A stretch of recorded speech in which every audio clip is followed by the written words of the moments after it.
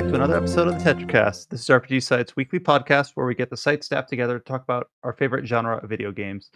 We've got the usual crew here today. Let's go through the participants. I'm your host. My name is Brian Vitale. Joining me, we have Josh Torres. I'm participating. Adam Vitale. I am here. James Galizio.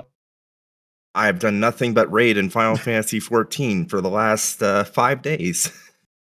And Chaman Wu. How's it going? We are all equal participants. I just happened to speak first. But yeah, this is the first podcast recording in August. People are going back to school if they're taking classes or younger than that within the next couple days. Summer is slowly wrapping up. We've got a few games to talk about here, a few follow-ups about things we've been playing. We'll talk a little bit about Final Fantasy XIV. We'll follow up on some things we talked about last week on the podcast. We have a couple new releases or re-releases that we'll be focusing some time up here. And then a moderate amount of news, some stuff out of THQ, some follow-ups from some summer announcements with some new dates, some new release windows for some certain previously announced titles. So we'll go through everything here. When we talked about end of July, early August releases, obviously starting from this point forward, the release schedule seems to start really picking up into the fall and winter months. And the end of July, the one title that we kind of had circled on our calendar at least a little bit was the I don't know how to describe it. Sword of Convallaria. We've talked about this game a few times on the podcast because it had a very interesting framework in which it was made, what it's designed after, and the reception. It came out at the end of July has been a little bit mixed, but I have not gone hands-on. We do have two people here that have gone hands-on at least a little bit, both Josh and Chow. So we're going to start off with sort of a Convallaria discussion here. I'll hand it off to Josh first. Josh, so remind ourselves like exactly what this game is for those that have either forgotten or are just now tuning in, and then kind of go into impressions of it. Yeah. Sword of Convallaria is developed and published by this studio called XD. That's what they literally their name. Smile. And it kind of fancies itself as a pixel strategy RPG that takes on kind of like, inspired by Final Fantasy Tactics, and they even say it themselves. They're obviously that's kind of their inspiration for that. And it's been in like a few closed betas. It had a lengthy demo on Steam, and then like I think with the user reviews on Steam at the moment is kind of the natural response of the mainstream crowd when they see like, hey, there's a free-to-play game and there's gacha elements in it. I think that's just... There's a huge stigma with gacha games, no matter what. Even though I have played about 8 hours in, I think. Yeah, I put like a little over 10 hours. It's a pretty interesting game. So the setup for this game, like before it came out, Chow and I were initially interested because of how they structured this game. It's been out in, I think, Taiwan for about like almost a year now. So we kind of had a little bit of info, but not too much. But essentially, they were saying that even though this game is free to play, it has gacha elements. There is a mode in this game called the Spiral of Destinies, which is entirely single player. It does not really interface much with the whole typical mobile gacha game structure, where you don't need to spend stamina to go play a stage in it. There's a whole even if you're like kind of importing some of your characters in it, you still have to level them up from scratch. And even like you don't need like high rarity characters in it to do well. You can like recruit people with in-game currency from like the tavern in it to like train them up and then go deploy on missions. It's like it's a very it's its own isolated thing. Yeah, it's a very isolated. You can't pay to win in that story mode. It's just like whatever, right? So that's kind of the what got us initially interested. Both China is like, oh, that's really interesting because there's also it's trying to be that console game experience in that mode itself, away from the rest of what the quote unquote normal game is. Essentially. So before we get too into that, I just do want to do a little bit of setup of like how does that work in the grand scheme of things, like sort of provide some context of like how is this all integrated into itself and so forth. So at the beginning of the game, when you start up a new game, you go pick between your male or female protagonist avatar, so to speak, and then you find yourself being locked away in this dungeon. This character named Rovia busts into the prison. You don't know why, but just so happenstance breaks you out. More coincidence, more so than like that you were her objective. Right? It's more like, oh, you were there, so she broke you out, sort of deal.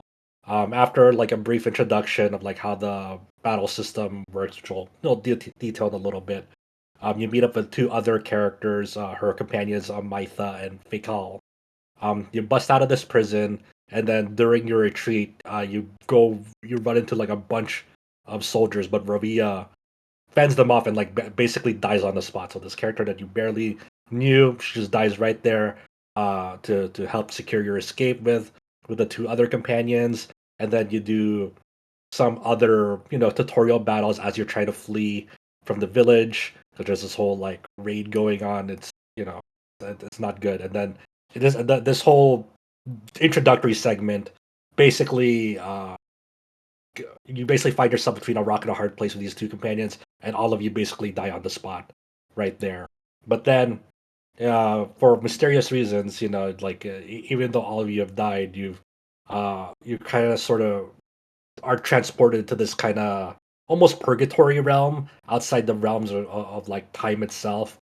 And that's kind of like the main like normal story outside of like the single player mode that we'll discuss, where like you're sort of in this like realm outside of time, figuring out like the circumstances of why you died, what you could have changed, and you sort of have like this almost, they call it the fool's journey, where you're able to like relive like events in the flux of time to find out like the greatest scope of like why the events happened that the way they did, and so forth.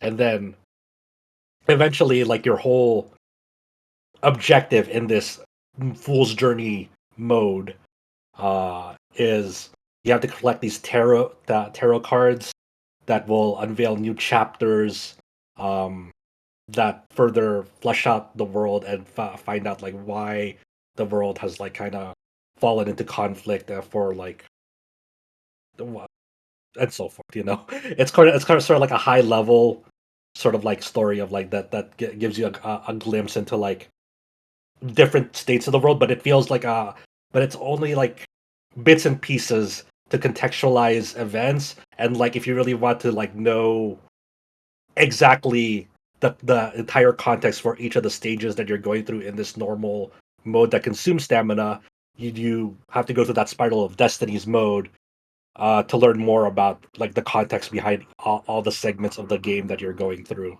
So like for example, when you first open up Spiral of Destinies, you'll find out the context of why Rovia went into that prison. They were looking for like one of their comrades and found out that they were dead.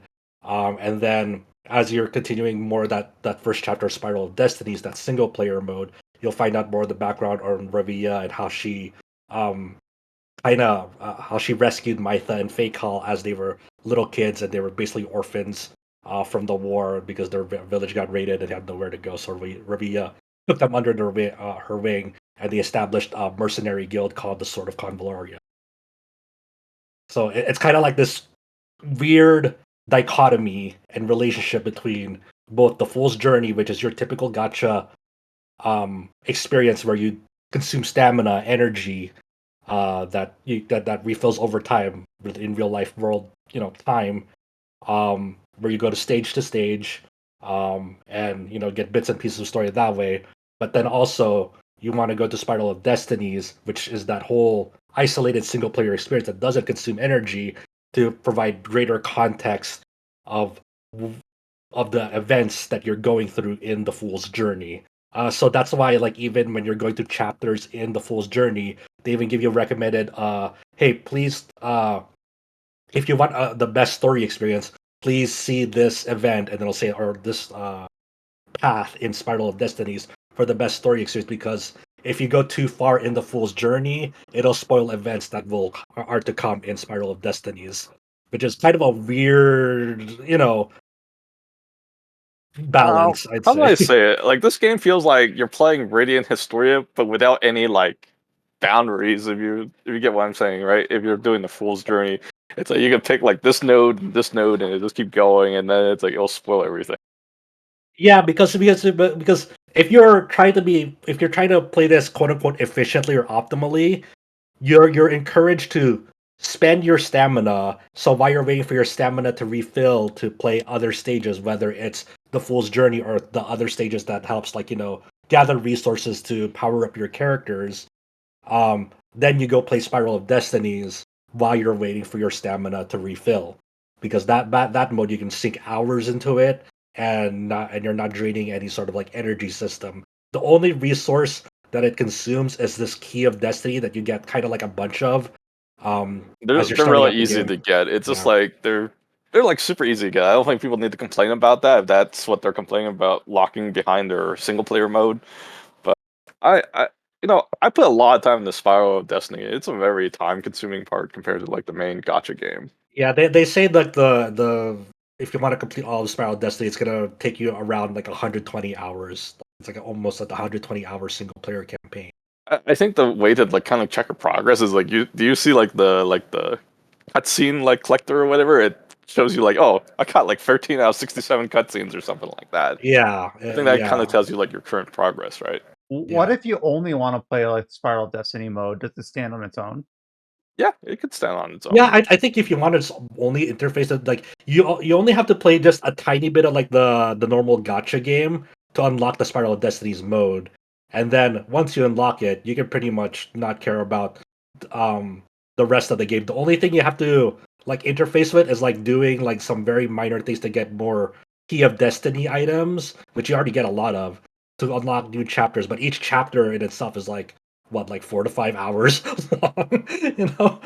So you're getting a lot of game even if you don't want to spend a cent on it. If you're just interested in this single player mode, because this single player mode, it does have like the trappings of that full console game experience, where like the first chapter, like the first proper chapter that you're on, you're introduced to this town of Convallaria, and you're uh, basically Running unlocking around. mode, like yeah, unlocking modes. To like you're unlocking like a forge, you're unlocking like the tavern to recruit new characters, you're unlocking the training grounds to slot in a character to trade them up, whether it's unlocking new skill or like get them levels.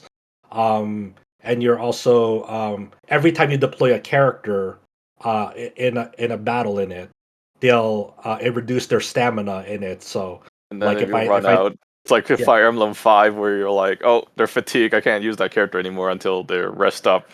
yeah, or like 13 Sentinels, but you use a character too much in battle, their stamina or energy will go down, and you have to use another character instead. But there's a tavern that you can uh have them rest up at, and then once you're like done with like sort of the things in that week, you can go to the next phase or the next week, and then go do like the new quest, new story content in that. And it's not like a full life week. It's just a button that says go to next week in the game, and then you go do your next quest, your new next story battle.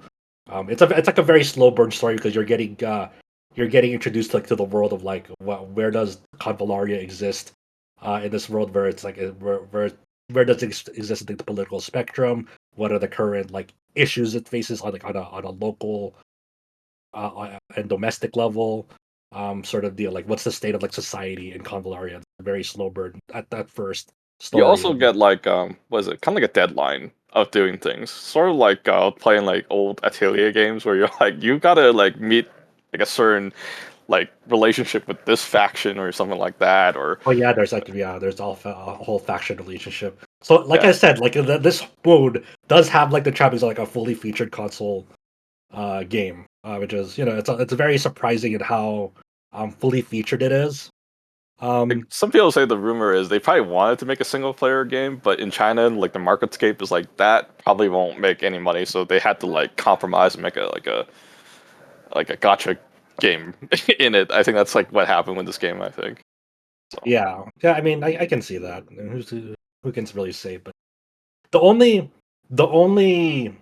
benefit you have from like from pulling gacha characters in that mode is before you start that mode, you can select up to 3 people that you've pulled, and then like you can put them in your squad right away, so you can deploy them on quests. But all their levels are like reset, and you have to like build them up. Yeah, you From have to like do how it from you were. scratch. It's like it makes no difference. If you say it's like pay to win, it makes no difference to me. Like it's like And you can also like play some of those characters like depending on like what the story branch is. It's not like you're locked away from like being able to experience that character forever. Like there are some story branches in Spiral Destinies where they'll join you depending on like what's going on, and also some of those characters you might be able to recruit from the tavern. Once again for in-game currency that you earn in this mode. So it's interesting that it does that because there's like a whole branching path system that I haven't even like touched yet. But like, people who put a lot of hours into it, there'll be like some key moments in the story like where the like you have to dialogue pick choice is locked, and you're like, it's yeah, like rip. exactly. It's like Yeah, that's where the branch splits off, right? exactly. There'll be like dialogue choices, and the other one will be just the question marks. Then you don't have access to like dialogue choice until like you see the other events, um, that lead down another path, essentially.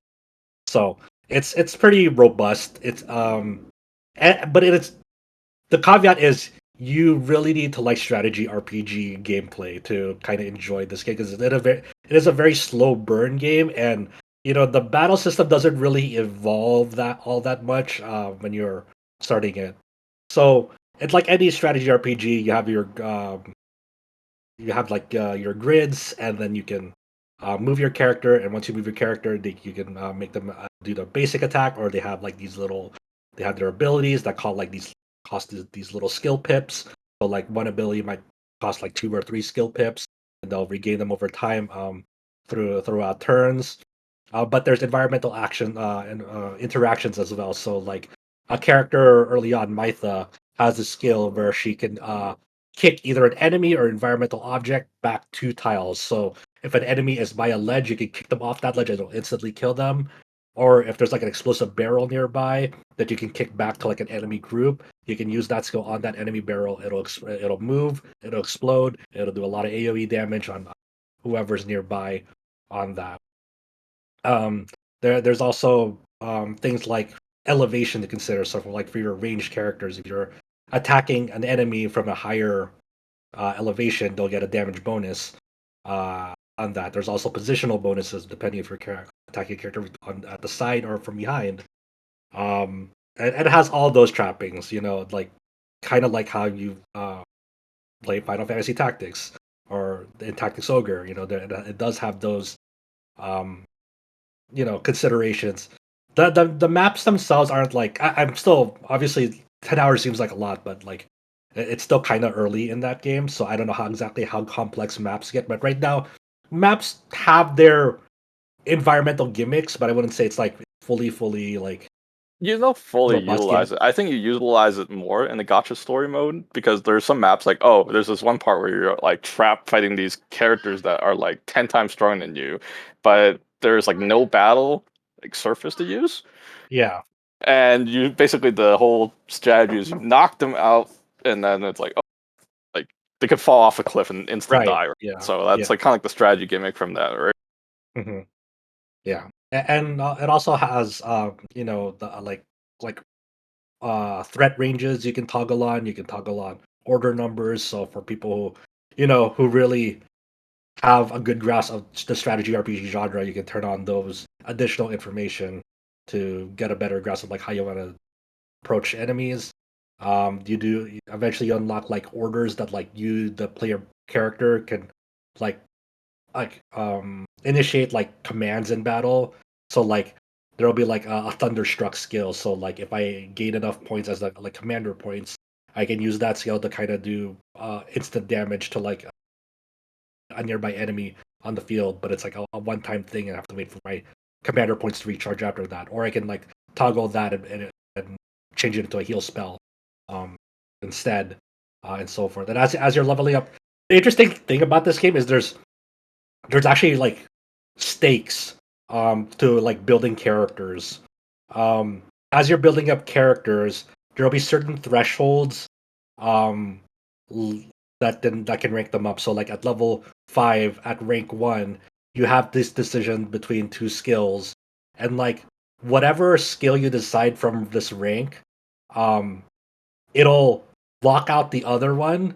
The only way you can you can get both skills at a certain rank is by consuming a really really scarce resource that you don't come by often. Even if you pay for some, that's really just if you really want to pay. Like it's still scarce, even if you're paying and not just getting them by doing like achievements or content and. So, like for example, at rank, I don't know, rank 3, which requires a character to be at like level 15 to be. Let's say Mytha has a skill selection. One is like passively if there are two enemies, or if there are enemies within a two tile radius, it'll get there'll be a defense shred on them for one turn. And this only activates like maybe once per battle or something. And then the other skill selection is like it's an active ability, and then you can charge towards an enemy within a 4 tile radius. So now you have this interesting selection of like, do I value mobility for Mytha to get up close to the enemy? So she'll use this to get up close because she's a tank. So that'll help her be more mobile in that sense. Or do you value Mytha to be more of like almost like a hybrid support tank where by sticking with her, nearby enemies will have defense shreds, so it'll enable greater damage from nearby troops. And then like you can only pick one ability from those. If you want to pick the other one, you have to use this really scarce resource, and you have to be really sure that you're going to get your mileage out of both. So there is a way to. It's kind of an interesting thing because usually these mobile gacha games, they're very afraid of like Permanent. almost permanent penalties on like building a character wrong. Like you'll see a lot of like these YouTube videos of like don't make this mistake, or don't don't break your account permanently or whatever. But in this game, for some characters, if you don't want to use that scarce resource, there might be just a selection that you just fuck up and you have to live with, and you have to find a way to make that selection worth your while. Then so you have to kind of think about the role in battle from then on. I don't think that system kind of works in this kind of time of age, because people will just look at internet for like their cookie cutter build and just make sure that Yeah. And it's like people don't want to use. I think like back then with Diablo 2, people come up with all kinds of weird builds because of like the skill tree being limited points. But thanks to the internet, no one's gonna like waste the time to try out different builds. They're just gonna copy the best, right? Yeah. That's the unfortunate. But I do kind of respect the game for at least trying that, even though most people will probably just look up a build, but some people will genuinely just try to play the game without a guide and like just do their own thing and just have fun with it in their own way, and that's totally fine as well. There'll be some unconventional tactics that some people want to utilize in that. It's not like you're making like a quote unquote right or wrong selection. It's more that you kind of have to almost think in advance, like how you want your team composition to set up and synergize with each other, and so forth. And then it has all the other gacha game trappings of there's an equipment system of weapons that you can roll, but there are good enough like free to play. The Reddit post tells you don't ever roll on the weapon banner gacha. It's a scam. I think what they said is kind of like similar to the Langrisser weapon banners, where they said it's like the free to play weapons are just like equal to this shit. It's like don't fall for this trap or something like that. I think they kind of posted something like that in Reddit. So and then it's definitely a game that it is a pre-Genshin type of gacha RPG. It is a very old school gacha RPG design. Before Genshin forever changed that landscape for most games. But it's like a pretty interesting like experience either way, even if you're trying to treat it as a single player experience, which is totally fine. And like the pixel art is really good, the animations are great, but the OST is also really, really fucking good as well. Oh, the OST is fire. It's good. It's really good. I was like, okay, yep, it is. It sounds like if there was a Final Fantasy Tactics sequel, it's like this is it. If there's anything, if there's anything this game like does exceptionally well, it's the OST. Like even if you don't care much about the one of my friends like this game isn't for me, but I want the OST.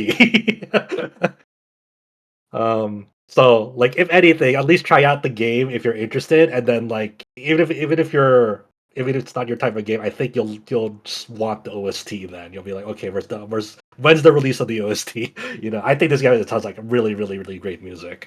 I think this is like getting a free version of Triangle Strategy, and then I actually prefer playing this over it. But there's a gacha mechanic in it, and that scares everyone away. So right, yeah, that's the biggest barrier. Like they look at the gacha game, like, oh, I mean, I get it; it's totally understandable. Like this game isn't shy about like its monetization. It doesn't like do like pop-ups as monetization, like DX2 Liberation or something. But like anytime like you open up a shop or like anything like that, it'll like be in your face about like, oh, this deal minus 83%, best deal, best value. It's like, all right.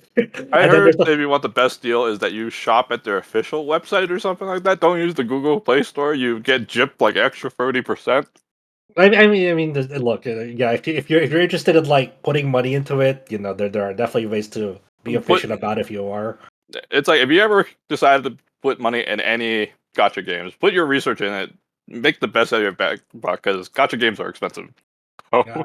Well, I mean, like you can even treat this guy as like, hey, you gave me like say like 30 to 40 hours of like of entertainment through the single player mode, and I didn't have to interact with the gacha, but because as a thank you to support like the developers, obviously, like thanks for putting out this like free to play game that I could like pour hours into without really doing the gacha stuff. So like maybe I'll drop like 20 or like $25 or something. Yeah, you can even treat it like that, Yeah.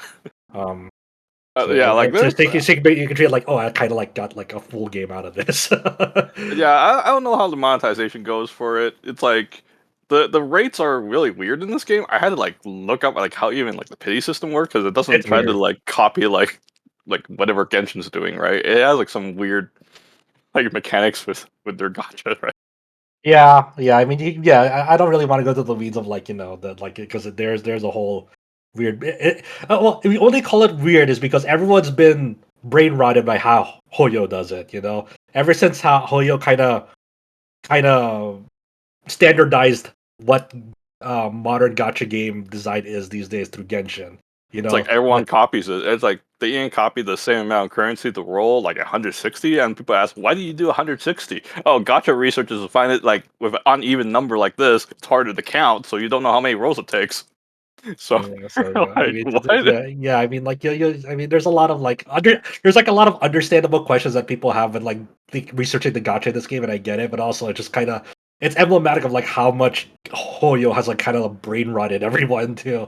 Like people are like, "Where's my limited banner currency?" It's like, no, there's nothing like that. There's no limited characters in this game. Once they're introduced, they're put into the permanent pool, and people are like, "What? That's crazy!" It's like, yes, the world can be like that. Kind of insane. So it's the OST comment has been what's been most like perked my ears up. Like, oh, should I play this? Because you talk about Chow mentioned in passing same composer as Final Fantasy Tactics. I'm like, wait, isn't that the same composer as Valkyria Chronicles? Isn't that the same composer as Final Fantasy 12? Google. Yeah, Hitoshi Sakamoto. Yes. Yeah, and I'd forgotten the name, but I remember playing Final Fantasy 12 and being like, oh, this sounds like Valkyria Chronicles, and playing that and like, oh, this sounds like Tactics, and like, oh, yeah, Hitoshi Sakamoto is the composer for sort of Convallaria. So that's a very distinct style. I feel like one of those kind of like the one of those styles that you can just I want to shout out. I want to shout out Dragon Quarter too. Sorry, I had to. Also Sakamoto. Yes. Yeah, there's a couple composer styles where I'm not in the weeds enough to like remember the composer by name, but I'm like, oh, this is the same. Like you recognize the style and you can assign the game to it. Yeah. So that out of everything you guys have said, like I've not been able to get into anything Hoyoverse. I've tried some of the Athlebot like mobile games gotchas, which is they have their own distinct like rules or whatever you want to call it.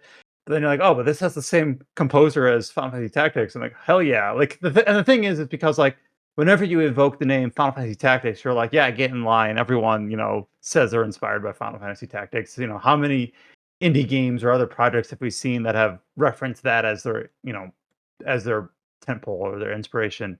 But then as soon as you say like, well, they actually have the same composer, like, hell yeah, I'm on board. So that's the one thing you guys have said that have really gotten me like, Yeah. oh, I think it's totally poke around in this and see. I think it's worth it. Like if you guys have an itch for a strategy RPG, you could like totally just try out this game, just do the Spiral of Destiny single player mode, and forget the rest of the fucking game. And I think you guys will have like a decent time. I don't think there's like enough story bits in the Fool's Journey that will totally shatter like your experience of Spiral Destiny. There's nothing like it that happens in Spiral or in the Fool's Journey so far, like the gacha game story, that's made me go like, oh man, it really ruined Spiral Destinies. If anything, it's the opposite. That like I got far in the Fool's Journey that like it kind of spoiled some events that happens later in Spiral of Destinies and stuff like that. I think I got spoiled like different ways. I got spoiled through character banners. You're like, oh, I know this person's gonna join me, or I know it's like, oh, I know the identity of that poor woman or whatever, right? Based on like the gotcha banner, right? Well, I mean that's just like fucking anything. That's just normal gotcha shit. Yeah, I get it. But if you're playing without like a banner or anything like that, you probably don't know who joins you, right? Or who that person is. Yeah. So I mean, yeah. I think it's worth just checking it out, like just to see if it like one if you have an itch for that gameplay, see if it does it well for you. And second, just get like get some context like the music, because I'm sure there'll be an OST drop, YouTube or whatever for it, ripped. And it's always nice to see how these tracks play in context first before hearing them in isolation. That's me. That's how I think. But yeah, I think it's a pretty solid game. I think it's just I don't know about its longevity because I don't know if it'll really truly resonate, because the strategy RPG market is already somewhat niche. I mean, you can make it a case for Fire Emblem, but this game really isn't like Fire Emblem at all. And I think like when you're thinking about like Final Fantasy Tactics and Tactics Ogre, I think it's arguably more niche than like Fire Emblem in comparison to Fire Emblem. I think the success from Fire Emblem, like I don't know, Heroes for example, it's very simplified, so any casual players can play it. But the thing is, I also dislike that game for different reasons. But I mean, like the Fire Emblem, like the Fire Emblem market, like that definitely, like modern Fire Emblem definitely caters to like a crowd of like we want like quote unquote deep relationships with our characters and a romance system with them. And this game is definitely not that. You're not like trying to romance characters in this. You're working as like this assistant leader in a mercenary guild. Yeah, your leader just ran away. It's like, oh, you're the leader now, and you're like, what? Yeah, pretty much. So like there's a lot more in the weeds about like politics and society. More I so do than kind of dislike the main character in this. I feel the main character is a very blank state, that it's kind of like uninteresting how the main character talks. Yeah, I think I mean I know. Yeah, I think the script itself, like the localization quality, is like it's not bad. It's just more dry for me. There's not really much punch or personality, I'd say, to a lot of the dialogue. It's very straightforward. Not necessarily to say that's bad, but it's just dry. Okay, I have a question for you. Since there's no English voices, which voice track do you want? Japanese, Chinese, or Korean? I did Japanese. Okay. So, yeah. I think everyone did that. Yeah, but I mean, it's whatever. I mean, that's fine. It's just like I know they spent a lot of time polishing up its localization. That's why they delayed the global release so much, because I assume they received like some feedback on like previous like betas of the game, saying, hey, the localization is not up to stuff. And I'm sure it sounds like they doubled down on like making sure, hey, we're gonna try to make this the best that it can be. And that the localization is like, it's fine. It's nothing crazy. It's totally okay. It's fine. I think the only issue is just like some random line breaks or something doesn't load. It's like there's like certain part it says like this sprite something like -1. You're like, what the hell? Yeah. I read into some of that like in like the trading. I think it was the trading ground. Yeah, I was like, what the hell does that mean? And you're like, wondering what. I mean, it's just a very, very minor mistake. Nothing that really has broken the dialogue. I don't know. I mean, yeah, it's totally okay. Yeah, it's a fine thing. I think it's one of those games that like I'll play it once in a while. I can't do the daily grind for this game. I don't really care about the gacha part. It's like I also don't find the story in the Fool's Journey as interesting. It's just like, oh, I'm just doing this. I'm just playing God here, trying to solve everything. And, it's very by the Fool's Journey story so far has like been kind of uninteresting. It's just kind of been like, you're just witnessing this battle at this point in time. What's the meaning behind it? Go play Spiral of Destinies, pretty much. It's like, okay, and then you're just like kind of beating up these calamities after each chapter to get a tarot card to unlock the next chapter. That's basically it so far. So I don't find that part interesting at all. So it's the Spiral Abyss the Spiral of Destinies carries the game. Yeah, I think that's the one. Those are the two big key features of that Spiral of Destiny's single player experience that emulates like a console RPG, and the music. Those are like the biggest achievements of the game, I think. And hey, those two things are the things that make me say like, maybe I'll give this a go. Yeah, I mean, it's free to play, and then that makes you go, I don't know. Yeah, it kind of does, but but like we said, that Spiral Destinies, you do not have to pay a single cent to play through it. You are totally fine just like building up your own mercenary squad and leveling them up, even if they're like quote unquote lower rarity characters. They're still very effective in battle when they're built. You can have a totally functioning team squad. Without like a single legendary character or something. Look, my best unit is like this epic unit, which is the second rarest. It's this Crimson Falcon. Yeah, she's awesome. Using her to fucking slay everything. Dude, she's so good. I have that and Might, like this big armored dude, epic rarity character. Like, and he's just kind of cleaving people in half. Awesome. Like, honestly, some of the epic and lower rarity characters look cooler than the legendary ones, to be honest. So, I mean, take that one as you will. So yeah, that's kind of early. We call it early, but we put like a good bit of hours in it already. But that's just like kind of like our first impressions of sort of Convallaria. They did it. It's okay. It's not bad. I think, like we said, the biggest barrier of entry is you have to get over that. Oh, it's free to play, so it sucks. Yeah, and we get it. Well, thank you, Josh and Chow, for spearheading the discussion on sort of Convallaria, both the free-to-play mode. I guess they're both free-to-play, but the console-like story mode versus the gacha, what they call it, Fool's mode. Yeah, the Fool's Journey. Fool's Journey mode. Yeah. The second game that let me introduce this game. Let me introduce it. I want you to think of a game that a lot of people like. Just in general, think of a game that is well beloved, high scores, seems like everyone who's played it likes it. But think of a game that is widely liked that you don't really care for, that you just seem like, it's not for me. People like this game. It's a well-respected game, rave reviews, but I don't really care for it. I think everyone has a game like that. You can probably think of one right now. Don't say it. I got it. Oh, man, I want to see it. Okay. I mean, you can later if you want. For me, one of those games is Jeanne d'Arc, which released on PSP in 2006, I think, originally.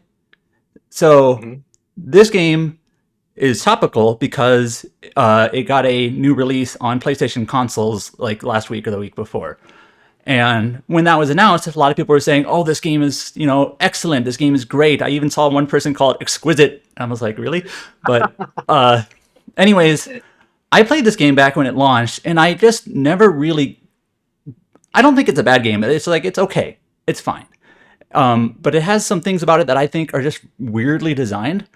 And anyways, I saw this as an opportunity to revisit it. Like, all right, maybe I need to, reevaluate what I think about this game. Maybe I'm missing something. Maybe I'm not. I don't know. But it's just a game that I never really latched onto as well as most people do or seem to. And I think that's totally fine. Like, we have reviews on games that were the outlier reviews. Sometimes we score lower than most people. Sometimes we score higher. You like a game more than the aggregate. And that's totally fine. I like outlier reviews as long as there's no ulterior motive or something behind it. It's fine. Not everyone has to agree. If everyone agreed, it'd be boring. just in general here. But anyways, Jeanne d'Arc. If you're not familiar with this game, it's a tactical RPG. Speaking of tactical RPGs, so Jeanne d'Arc is made by Level 5, and it's basically a magical fantasy retelling of the kind of pseudo-historical story of Jeanne d'Arc in an anime-ish PSP tactical RPG. Now, let me start with the positives here. So I'm replaying this game on PlayStation 5. It's pretty much just an upscaled PSP game with like the emulation features, which is all I really expected. It's fine. It's good that it got, this re-release, and it's available on for anyone who has a PlayStation 4 or PlayStation 5 now, and you can buy it digitally. I think that's cool. What I like most about this game, revisiting it, I'm well into the second half of the game now. For a PSP tactical RPG, I do think it has actually quite good level design. So being a tactical RPG, level design is always something that comes up as, a consideration. Like you don't really like games that have tactical RPGs where you just have big open fields and there's just like nothing interesting about the grid structure.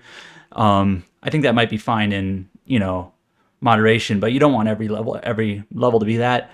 But Jeanne d'Arc being a PSP level game, PSP game, small scope maps, relatively small number of units you can bring into like 5, 6, or 7 units. So we're not talking about like more modern Fire Emblems or other tactical RPGs where you can sometimes bring like 12, 14 units onto a map, giant sprawling maps, not like that.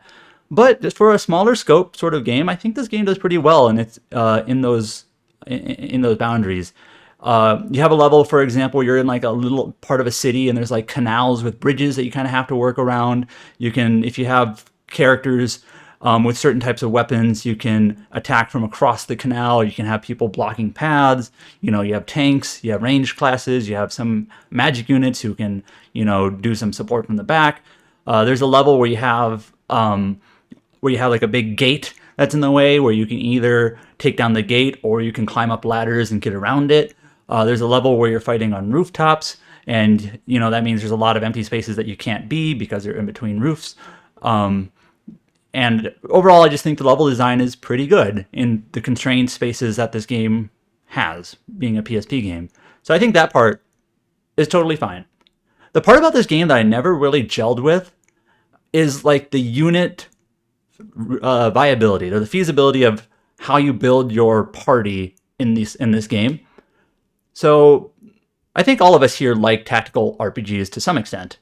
Personally, one of my favorite parts about tactical RPGs is I like constructing and coordinating my various units, my various chess pieces with different skills and weapon types and abilities, and having them complement each other, coordinate with each other, and creating this sort of like well-oiled engine of a party that basically can succeed and beat anything that's thrown my way.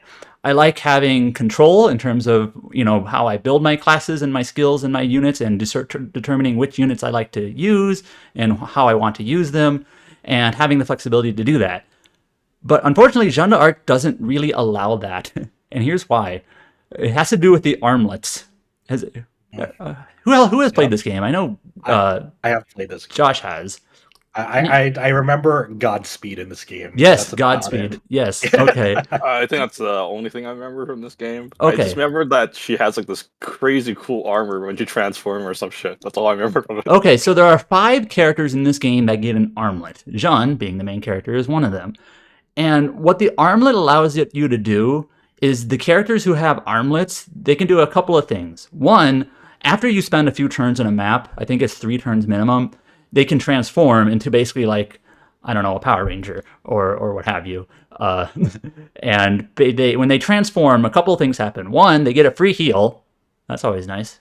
If you're low on health, just transform and you're fully healed. 2, they get a new skill, which is usually a really, really powerful skill. All the armlet characters get a few different transformations, so they get a few different skills depending on which transformation you use. And these skills are super powerful, basically heavy-hitting skills for the most part. And 3, they get a new passive, which is Godspeed, which basically what that is if a transformed character defeats an enemy, they basically get to move again. They get another turn, which is incredibly useful, like almost too useful. And so if you have handful of characters with this transformation armlet ability, they can basically clear out a map because they can destroy enemies. Anyone they can defeat, whether they're weak or maybe they can one-shot them or what have you. They can get a new ability. They can get another turn and do it again and do it again. And you get 5 characters ultimately who can do this. And any character who doesn't have an armlet, just basically which is dictated by the story. You can't choose this. They don't get that transformation with the free heal. They don't get these uber powerful skills. They don't get this Godspeed ability.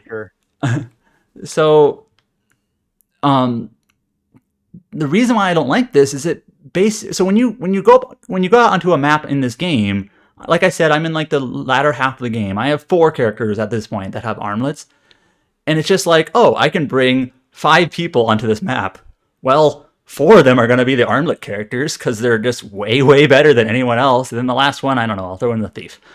And that's the part about this game that I just never really gelled with, is that there's just lopsided in like the character like roster. It's like playing chess, but you can decide if you want to have 5 queens on your side. You're like, sure, why not? Like, that seems really powerful. Or you can play with, just 5 bishops or 5 pawns or what have you, and just kind of like, I just never really gelled with that. How like there are certain characters in this game that are just like lopsided and way, way, way more useful and powerful and versatile than all the other characters in the game. And to me, I remember. Finish your thought. No, and to me that just dampens the game a lot. Where it's just kind of like you're going to use Jeanne. I mean, she's the main character. You're going to use her anyways. You're going to use Jeanne, who's got an armlet. You're going to use Richard, who has an armlet. You're going to use Leon and Quisis, I think is how you pronounce his name, who have armlets. And there's another one I forget. Anyways, it's just like, that's basically determined for you. And then the other characters, there's so many other ones that you get that you basically just shove aside and you'll never use. I remember there was like weird difficulty pacing in this game. Like I remember either like the last stretch or like maybe the second half of the game. Like there's like, does the difficulty ramp up, or is that just like I'm just misremembering? Like how much the one thing I'm in the second half of the game. I believe I'm in chapter 6 of 8. And one thing I've noticed in this part of the game is there are a couple of extra stages that you can do. Like, so you have like the main levels, story levels, right? Yeah. And then there's a couple of extra stages where it's like, oh, I can do this extra stage now. And then for some reason, the enemies on this extra stage are like 10 levels higher than like the main stage. Yeah. And it's like, oh, so this level is actually tough. Okay. And you can either fight and crawl your way and do that level, and if you're able to win, get a lot of experience because you're like overcoming this big gap in level, or you can just put it off till later because actually the main story at that point is going to be a lot easier. So maybe that's what you ran into, and I don't know. Yeah. I'll have to see if it gets more difficult the story later. I think the difficulty is fair. I don't think it's too hard, too easy. It's pretty easy to train up your units if you need to, but like I said, the fact that like there are some units that are just way more useful than other units, just inherently, that's the part about this game that I think holds it back from being like an all-time great. Mm-hmm. I think, like I said, I think the level design is good. I think this fantasy take on Jeanne d'Arc, I'll say it's okay to good. The story isn't really the highlight of the game. No, it's. I think some of the art, like there's a lot of anime cutscenes, and I think the art style is pretty good. Being a PSP game, it's not going to have really high fidelity character models or whatnot, and you can definitely see like that upscaling here on PS5, but it's fine. It's colorful. But yeah, I imagine a handy feature for a lot of people, like in this re-release, is like I think you can rewind. Oh yeah, you can rewind, which is always useful in tactical RPGs. Yeah. So yeah. So that's basically my overall take on the game. I don't think it's a bad game. It's just that one design of how the character balance is the part that I think just holds it back. And I kind of wish maybe if they could have maybe adjusted it, kind of like emblems in Fire Emblem Engage or something, where it's like, oh, you have these armlets that have different transformations and you can equip them on any character you want. If you weren't going to bring it up, I was going to bring up the emblems. It's not quite as bad as the way you've described Jeanne d'Arc, but for the emblems, it's like, well, I'm going to get these special story-related, involves a history character emblem versus the generic emblems that are just kind of pointless. Like it almost makes the decision for you. It just sounds like in Fire Emblem, there's like 14 of them, and they're all like it's fine. Like it doesn't really compromise. Well, and importantly, you can put any emblem on any character. So yeah. Where this one, it's like you get 5. It's assigned to these characters. You have no say. You're going to use them unless you really want to hamstring yourself. Yeah, you don't have to use them. Besides Jeanne, but it's just kind of like, yeah. Now I'm not saying. Now I think I've said this before. I don't necessarily think like a tactical RPG, all characters or all unit types or all skills have to be perfectly balanced. I think it's fine for something to be overpowered, but I do think there has to be some like, it's more interesting if something's overpowered because I created it. Like I put together this unit with this skill and this armor and this ability and paired them with this other unit, and I put together this really well overpowered team or unit or whatever. But here it's just kind of like, nope, just take this guy, Gile. He's really good, and if you don't use him, you're kind of missing out because he's really good. So I don't know. To me, it's not as interesting when they just give you units that are overpowered. So there's probably no shot at happening, but I wish this came to other platforms too. Yeah, so that was actually the interesting thing is this is a level 5 game, but I think it was published by Sony Interactive Entertainment. Yeah. So that means very little chance, like unlikely to be just show up on Steam or something. So yeah. It was a cool era though. I mean, level 5, they were really great at experimenting with just like totally brand new titles. That you had Rogue Galaxy, you had Dark Cloud. They're kind of trying to do the same thing now. Yeah, they're trying to get back to it. I actually installed the Inazuma 11 beta on PC through Steam, and I think they fixed up any of the issues that it had when it launched. And it's pretty cool. I'm actually just like leveling up my team. It's a soccer RPG. I'm fighting bots and leveling up my team and making them better. It's like it's wild. It's cool.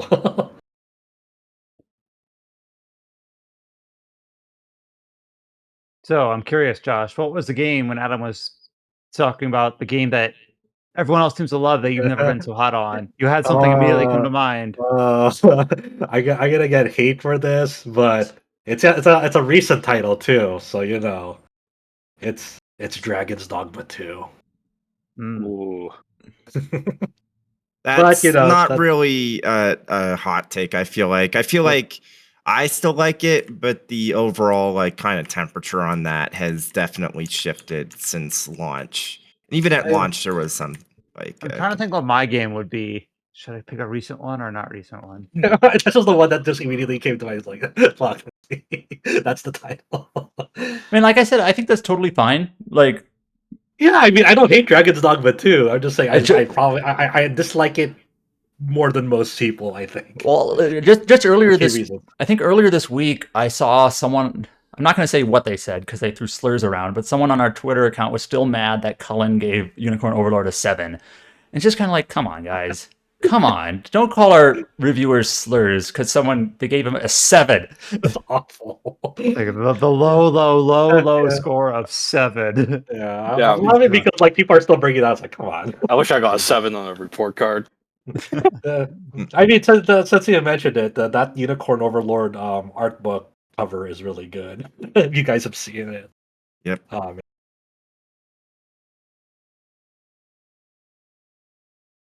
Well, thank you, Adam, for going over your impressions of the new digital version of Jeanne d'Arc. We kind of have a section here that's earmarked out for just kind of catching up on other games that we're currently playing. I had talked about before we started recording on this podcast that I wanted to talk about. I guess I'll just go ahead and go into this. Last week on the podcast, I talked a little bit about the total conversion mod Fallout London, and I think my overall thesis was basically like, yeah, it's buggy, but it's worth a try. And then let me revisit that statement. So I was playing through the game last weekend, Fallout London. Of course, this is a total conversion mod made by a fan group called Team Fallout London, available on GOG. You can also like roll back your Steam version. However, there have been a ton of people with issues on the Reddit, on the Steam page, in the Fallout London Discord, having issues getting this game to work, depending on the configuration, whether you're playing the Steam or the GOG version, whether or not you have the Game of the Year edition or not. And I said, like, oh, well, I'm just going to get the GOG version because that's the version that's fully supported. You don't have to roll it back. You just have a little, you just say you want to play Fallout London, and then you download it and then you play it. And for about 20 hours, that worked pretty well. And I was playing it and I was having a decent time. I was actually kind of thinking about whether or not I should write up something on it because I've done that in the past before. Obviously, a lot of other websites like Kotaku and IGN have been covering it because it's kind of the IP is vogue, I guess, right now due to the Amazon show and things like that. However, I started to have too many technical issues to be worth my time to continue playing it.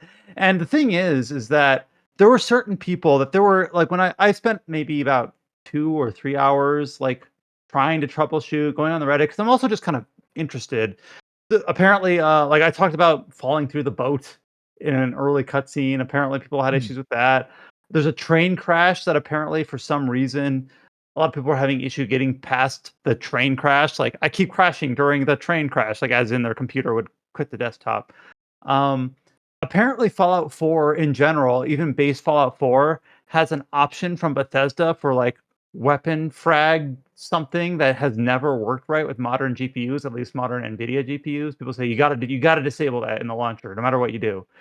But I was having an issue where certain save files would not load, but certain other files would. I'm like, how do I troubleshoot this? Why can't I load my file that's in this borough versus the file? Like, let me try starting a new game. That works fine. Let me try loading a save file from 10 hours ago. That works fine.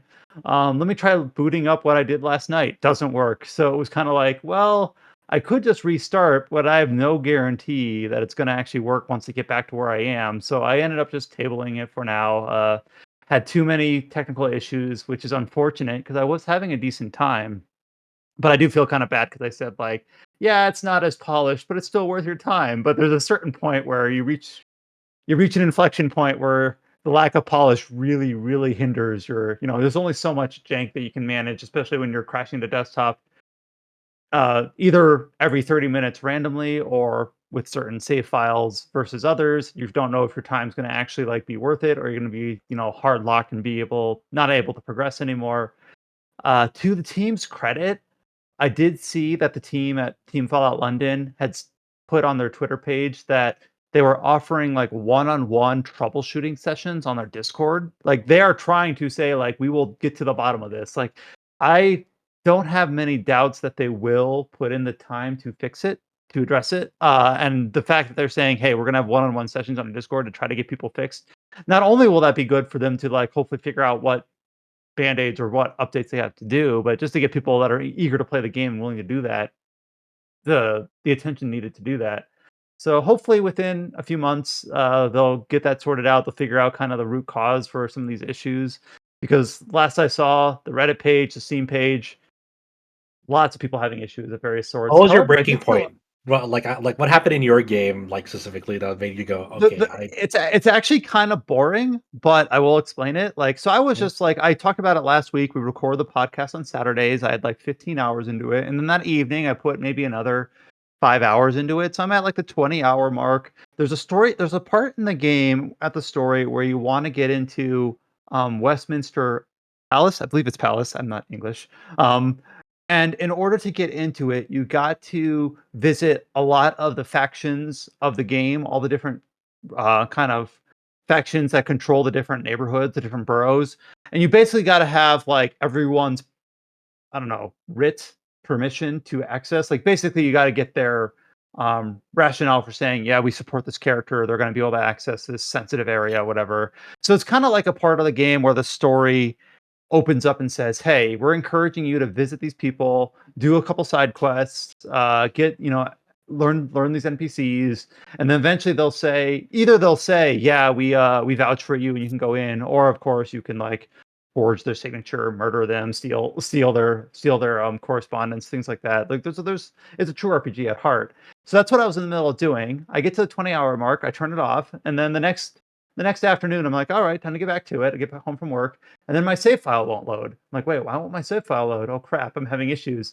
And then I go to the Reddit, I go to forums, and I see a couple fixes, and the most out there fix that I try is someone said, "Well, I just started a new file, and then when I reloaded my old file, it started to work again." Like, all right, that seems God. superstitious. But let me try that, and then it Uh-huh. doesn't work. So basically, I end up like the way the Fallout saves are they're saved by character. So you pick a character and then you pick which save you want, like which save on that file you want to load. If I loaded a file that was on another character that I just made, it worked fine. If I loaded a file that was from like 2 or 3 days ago in an older location, like 10 hours of gameplay prior, it worked fine.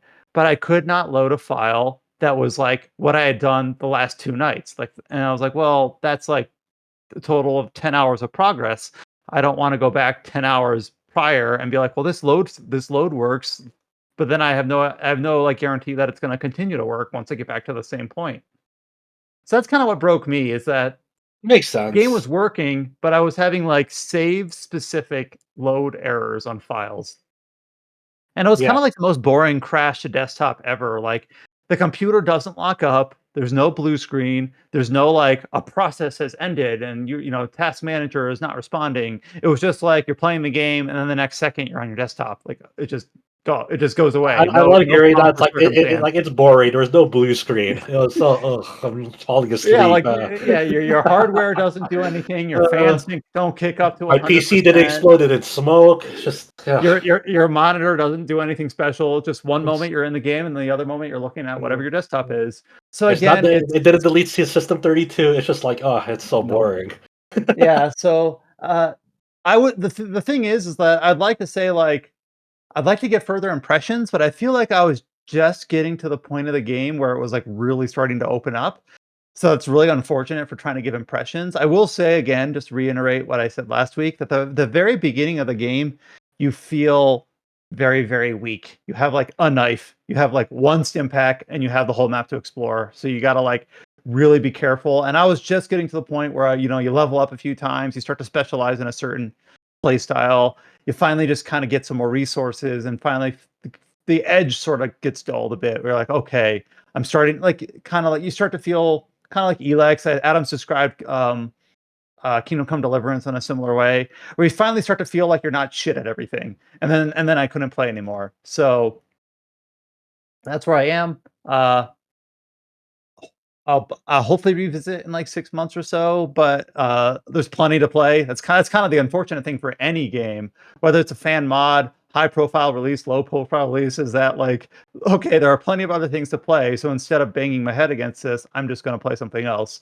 So it's unfortunate. I do kind of take back what I said. Like my candid answer right now is that there are too many technical problems for me to say like I suggest people should try to download this and play this, because it seems like even if you end up having a playable, you're probably going to have to jump through some hoops to get there.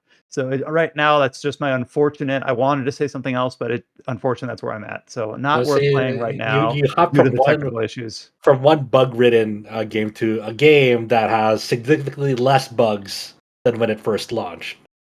Oh, yeah. I'll save the discussion for later, but I did Yeah. finally start playing Owlcat's Warhammer 40K Rogue Trader, which came out last December.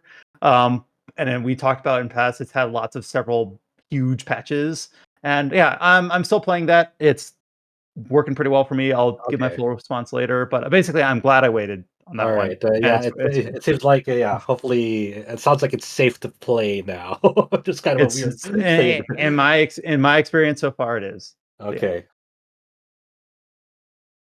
We also have someone else who has been playing and recent update to Final Fantasy 14. Of course, we talked a little bit about the new expansion that released back in late June, early July, which I'm blanking on the name. Is it Dawntrail? Yep, Dawntrail.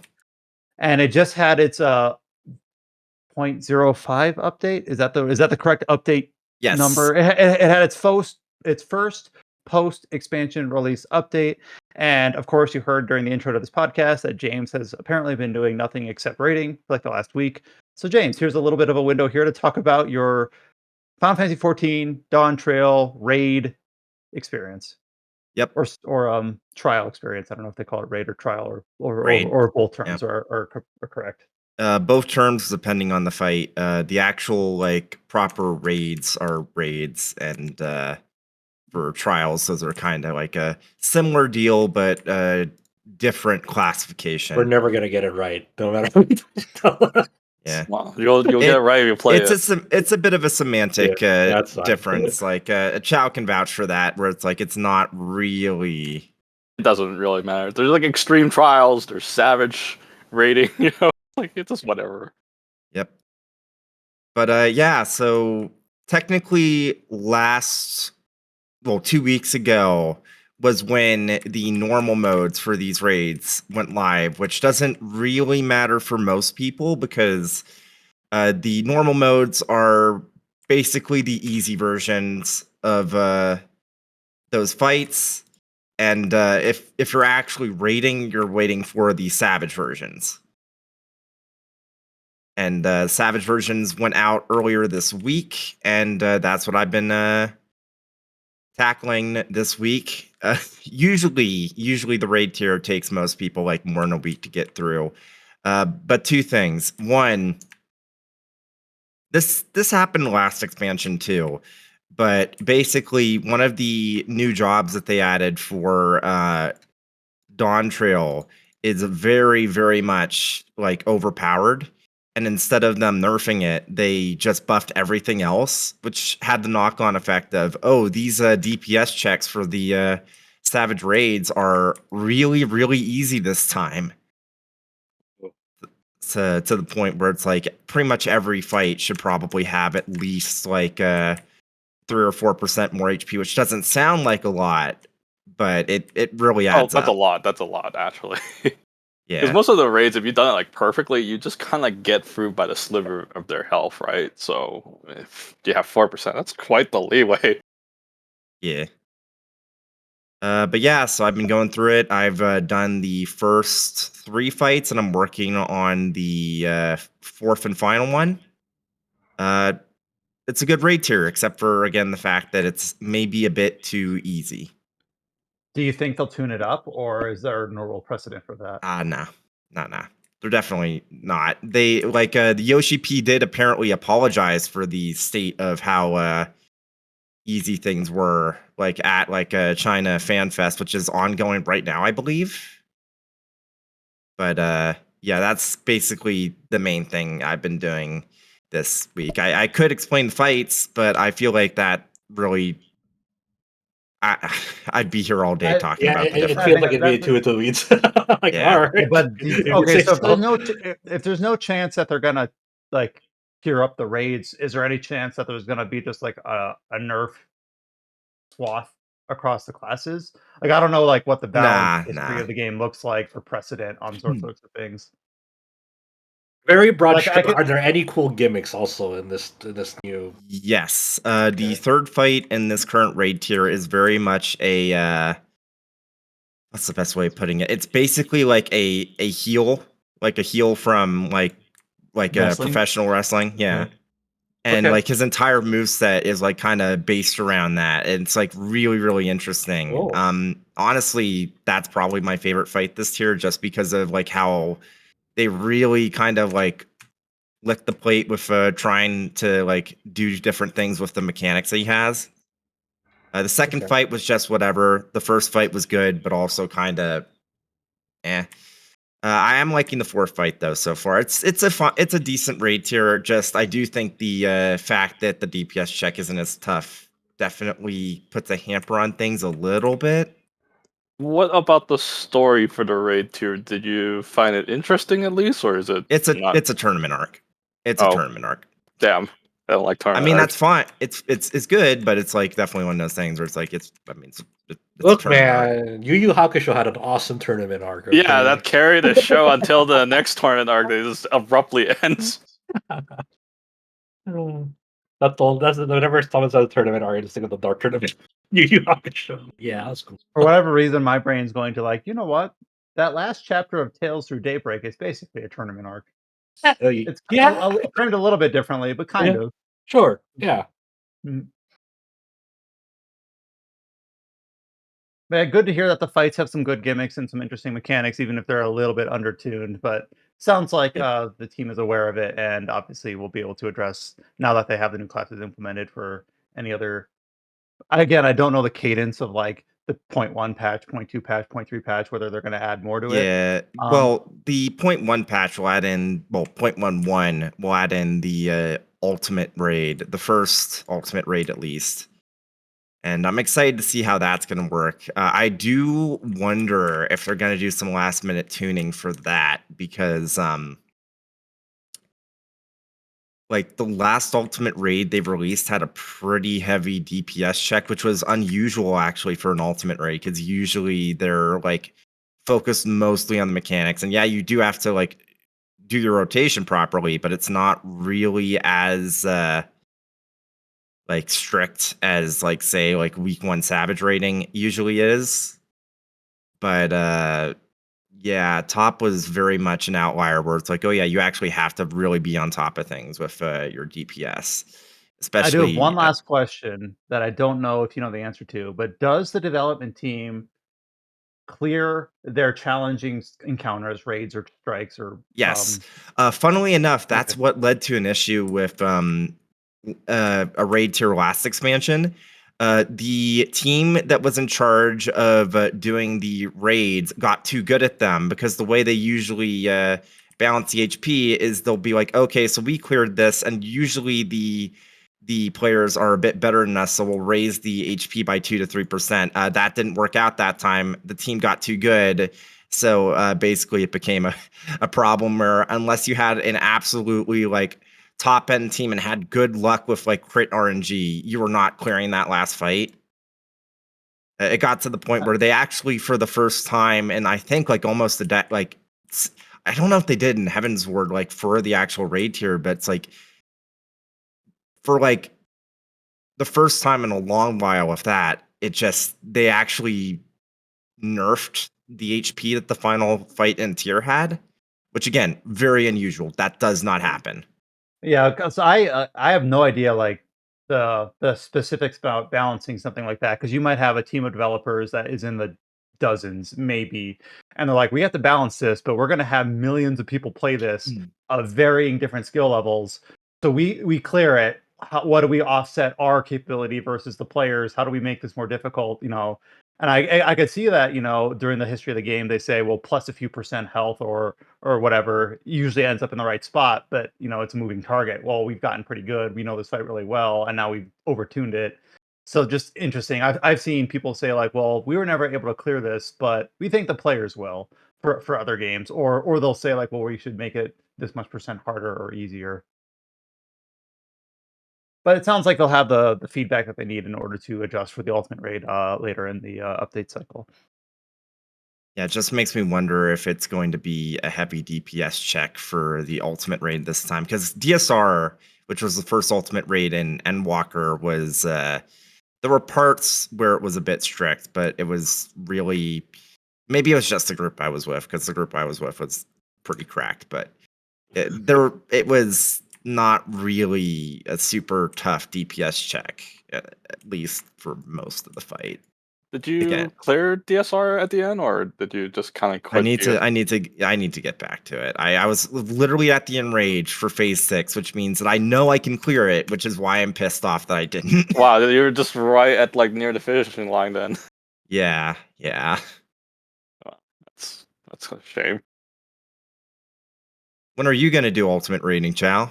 Yeah, Chow. I think when I can find a good group, I think the thing is it's really hard to find the right people because you need to find people with the same schedule as you, like-mindedness, and willing to take a beating. Because if you just die a few times and you get burnt out from that, it's like you're not made for Savage rating or even ultimate rating, right? So especially not ultimate rating. Yeah, because I think the last group I was in, I think like just a few deaths, it's like it kind of demoralized a few of the people, and you're like, it's like it takes more than that to demoralize me. I could be sitting here dying for 7 hours, and what doesn't phase me. So one thing I actually can say that's not really going into the weeds, but it's been really fascinating doing this raid tier on Party Finder. I don't have like a group that I'm doing it with specifically because I just wasn't sure like what my schedule would be when the raid came out and whatnot. I've been doing it in Party Finder, which usually, as I'm sure Chow can attest to, is a nightmare. Except if you're if you clear the fights fast enough and you're going for a week one clear, you eventually get to the point where the only people doing the last fight on week one are at least base level competent. I went into a fresh group for the last fight, and within a single lockout, we got to the last mechanic on phase 1. I trust Party Finder if the mechanic is not overly complicated that requires voice comp. If it requires voice comp, then Party Finder is very iffy. I just think Party Finder is not a bad thing. I actually have more luck clearing Party Finder than doing it with my previous static for the thing I did. And I think the thing is that Party Finder uses the most optimized strategy that requires no thinking at all. As long as you can can deal with this thing, Party Finder is your friend. If you cannot live with these kind of type of play styles, Party Finder is not your friend.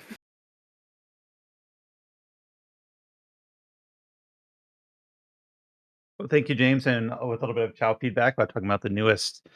Again, I hope I get this right. Savage Raid Tier. Yep, is that the right thing? All right, for Final Fantasy 14 Dawntrail. And then we have one other little tiny carve out here before we go into features and news for Chow's Storytime Corner. I don't know what to call it. Hey, Chow, you've been playing a game. I'm just going to read it here as it's listed on the podcast document. Robot Alchemic Drive. Yes. I've heard Josh refer to it as RAD. It's earlier. called RAD for short. It's called Gigantic Drive in Japan. But yeah, I have discovered this game thanks to a post that Josh posted. It's a huge backstory with this game. Yeah, it was, there's like a co-host post that kind of went on there's interesting quirks about this game that make it memorable to people who played it before. But yeah, I have discovered this game. It's apparently made by Sandlot and it's published by Enix. Sandlot is the company that did the Earth Defense Force games. Mm-hmm. They even use the same UI, so some people say it's built from the same engine. So I can believe it. We were talking about it last podcast, so we got Earth Defense Force stuff in here somehow, right? That's right. But yeah, this game is rad. Okay, this game is. It has kind of the very bad voice acting that's kind of almost Chaos Wars level, but not Chaos Wars level. It's actually okay. It's actually endearing bad. It's. I think you would play this game for the English dub. It is the best part, right? But this game is about basically Earth is being attacked by giant kaijus called the Margaria, and you pick 3 different protagonists, and how the 3 protagonists is they have the same background story. It's just how they interact with other people are a little bit slightly different. So that's kind of what you pick from, and then you also pick what kind of starting mech that you get to use. And as the game progresses, that you could unlock the other starting mechs as well. But whatever you start with is what happens in the beginning. And the most interesting part is the controls. The game asks you, do you want to use the normal controls or the easy controls? I do not know what easy mode controls are, and I cannot tell you what it is. I played this game on normal controls, and it is the most jank game I have played in my life, and I'm okay with it. But this game will never come into fruition in this day. So basically, as soon as these kaiju start attacking you, the scientist basically gives you this remote control to control the robot, and you're controlling with your controller. So you press R1 and you will move your right leg for the robot, and then you press L1 and you move the left leg. So you have to press the 2 buttons slowly to move the robot. Wait, say that again. I want to make sure I compartmentalize. Just repeat that. I just want to compartmentalize it. I'm holding a controller now. Yes. So press the R1 button, and you're moving your right leg, okay, for the robot. Okay. You press L1, and you move the left leg. I'm enjoying the thought of this. Okay. Okay, so and then you want to turn the robot around. So you want to turn left. You hold L1 and L2, and then your robot will slowly turn left, right? So this is mega tank controls. Yes, mega tank. I guess. It's very clunky, but it is clunky. And the worst part is you cannot adjust your camera. So you have this option where your main character is your humanoid character you press select if you want to change the viewpoint of the robot or the viewpoint of your protagonist, right? So you'll be like going back and forth, and so certain times like you'll be like, okay, there's a building in my fucking way, I can't fucking see, or my robot's like 5 million miles apart, and you cannot see the point of view. Your camera is your main character on where you place them, right? So you have to press select to see where the robot's going to, right? So it's like it's so hard to control. And then the analog sticks do nothing. They do nothing for the camera, right? So basically, once you engage, like I don't know, into combat with like these aliens, you press the right analog stick to one direction to stick out your fist, and you spin it around. Like your analog stick will do like uppercut. So like the right analog stick is your arms, your right arm, and your left analog stick is your left arm, right? And yeah, it is the most jank game you'll play in your life. Okay, and it's I don't know if it's the most jank game, but it's pretty up there. It's very unconventional. yeah, It's very unconventional. I think it adds to it. That's the what makes creators it calls it memorable. unique controls. Soul. But yeah, this game it will never get past for this time of age because there's no button to control the camera. So like if you want to like look right, you have to like move right, and the camera will slowly adjust to the right side. So it's like very hard to control, right? And It's trying to emulate like the complexity of like piloting a giant robot, pretty much. from an RC control. Yeah, almost like that. Yeah. So yeah, this game is hilarious, and the bad voice acting adds to a lot of the charms. Yeah, I think even some of the names are mistranslated. Like the main girl is like this childhood friend of yours. Her name is Nanao, and then in the actual Japanese version is Nanaho. So they got like names completely wrong as well. But like the bad voice acting really adds up. Okay, like there's this one And there's also like story consequences also of like what you do in battle too. Yeah, but the game doesn't tell you that. Yeah. Apparently, this game has some like hidden mechanics, so like you could destroy buildings while you're controlling the mech, and later on, they basically give you a reward. If you could keep the buildings intact, you'd be like rewarded with like billions of yen. If you could keep the buildings intact, But they never tell you this. That you don't know until like it actually happens. yeah, it'll become a thing later on. But the thing is that this poor girl, your childhood friend, it's like, okay, the first scene is like these robots killed her grandma. It's like, oh no, grandma! And then the next part, you get like this German scientist that tells you like how to play the game, and the German scientist is my favorite character in this game. It's like, oh, it's like, is that the apex of evolution? You need to make sure you get it, you know? But also like if you start like this game has like a big destructibility factor in battle, right?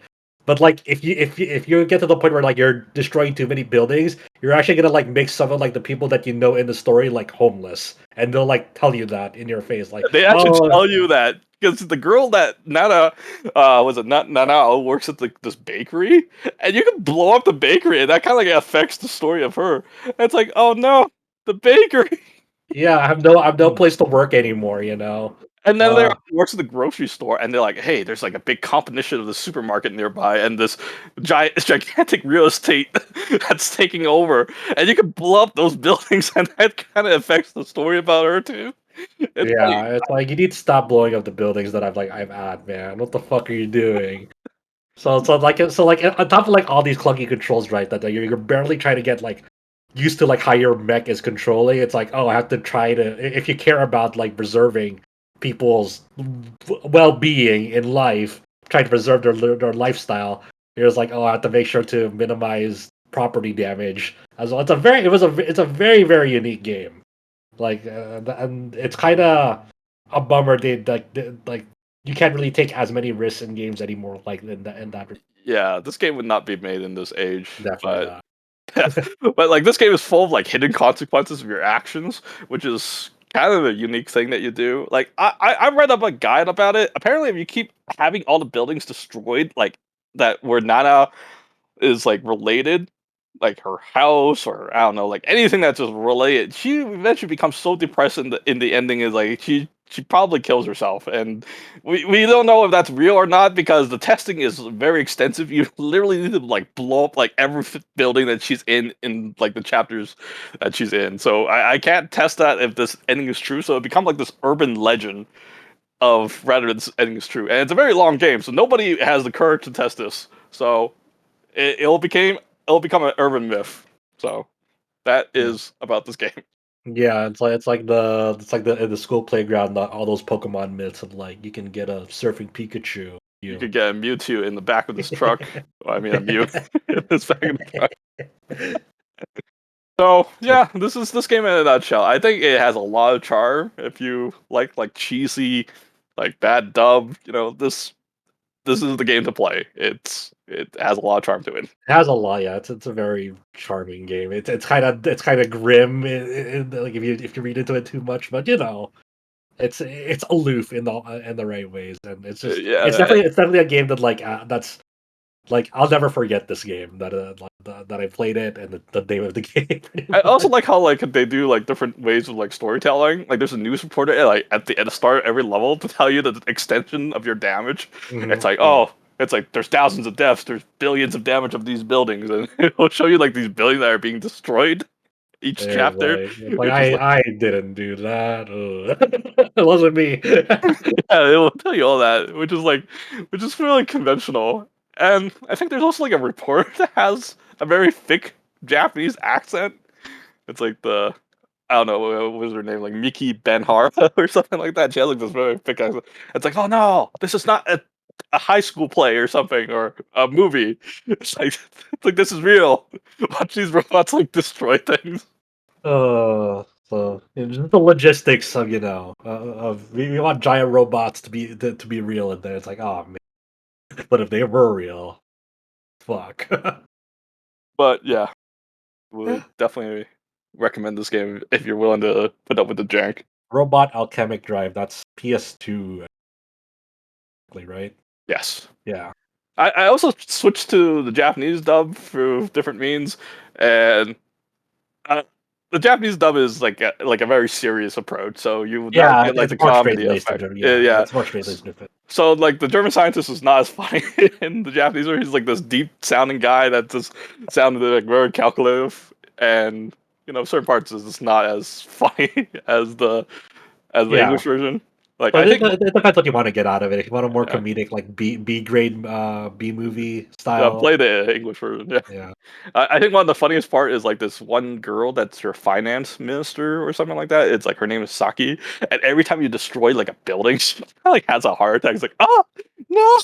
It's like what happened to our minister? It's like she passed out. It's like don't worry, she'll be fine. It's a force of habit or something like that. But yeah, check it out if you can. And yeah, thank you, Chow, for discovering the game. Yes, I just forgot what the title was called. That's the problem. I mean, sometimes you don't know what the game is called, but you want to play it. Yeah. And that was Chow's Storytime Corner.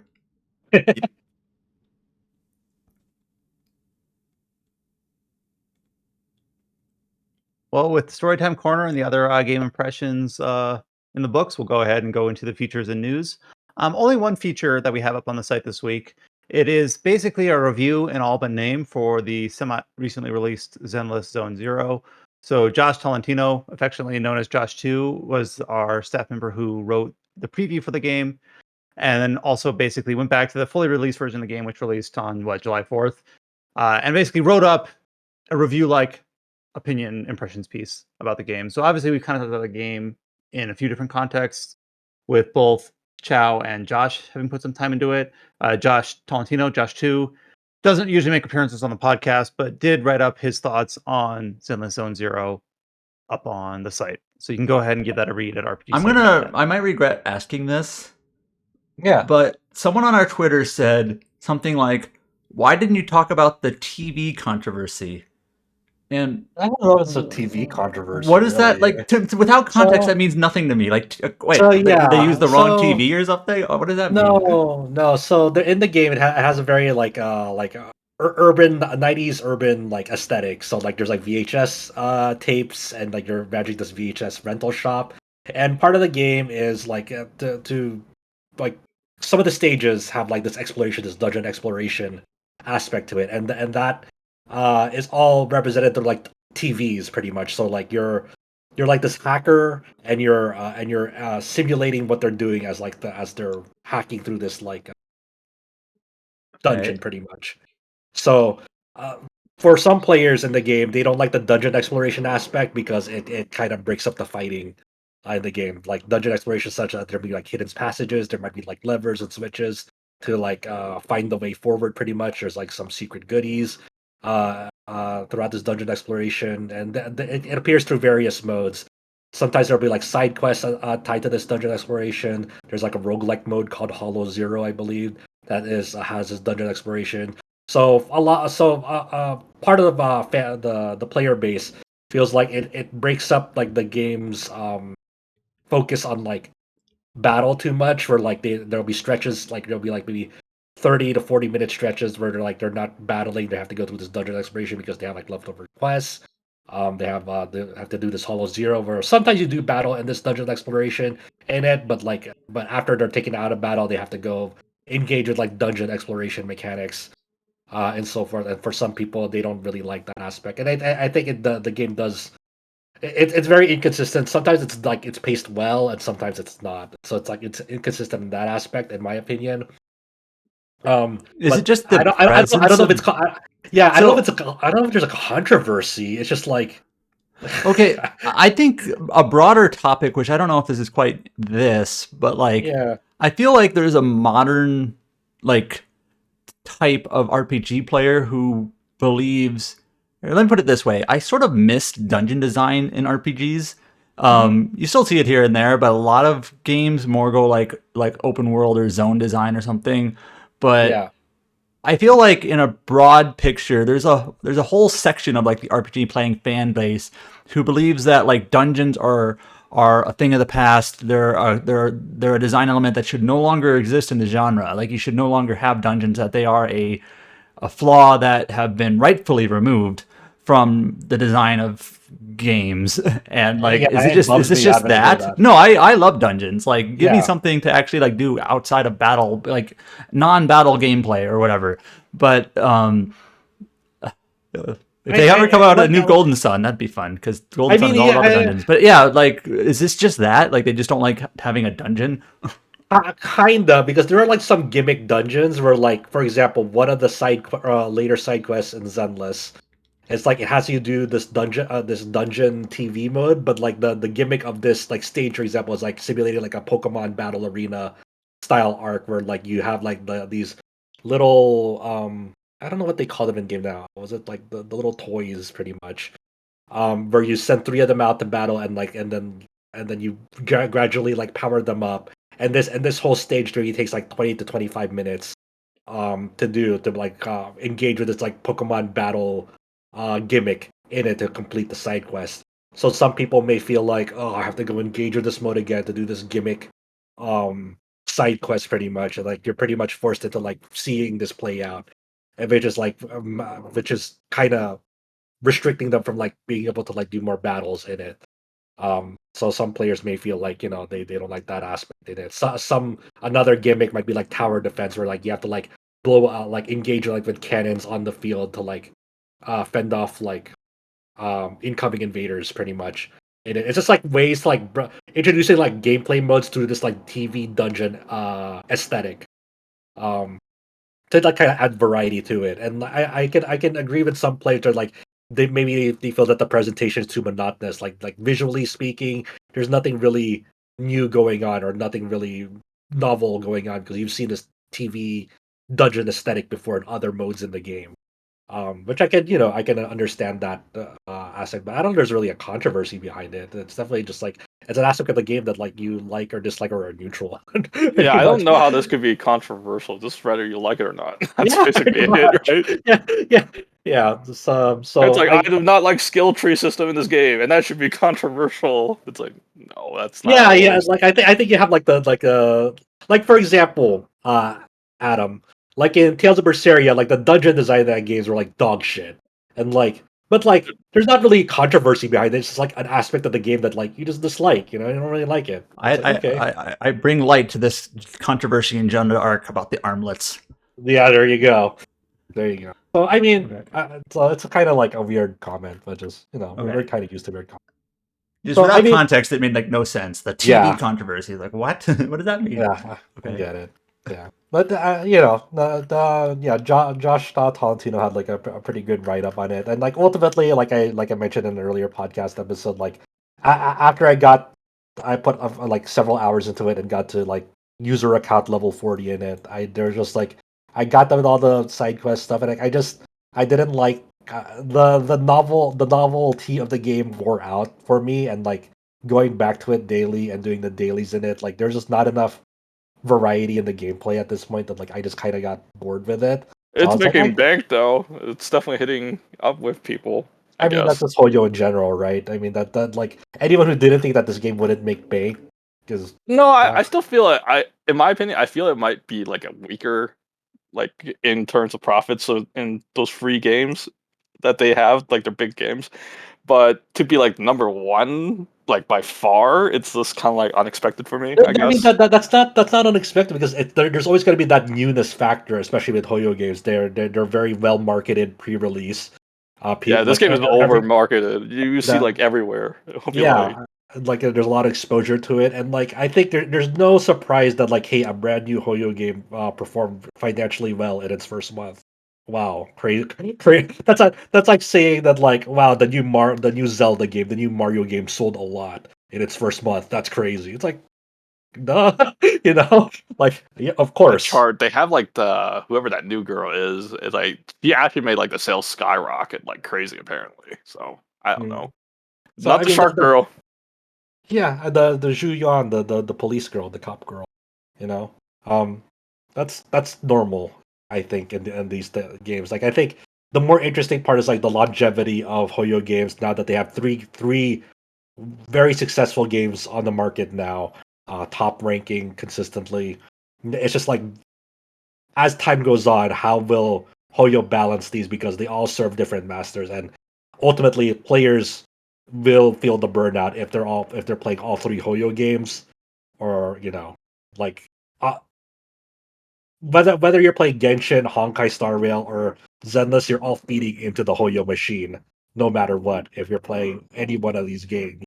So now it's just a matter of like, how do you consistently keep players satisfied and hooked to these games? And like, obviously for Hoyo, it's beneficial for them if people are playing multiple of their games because that's multiple points of entry to receive revenue from the players.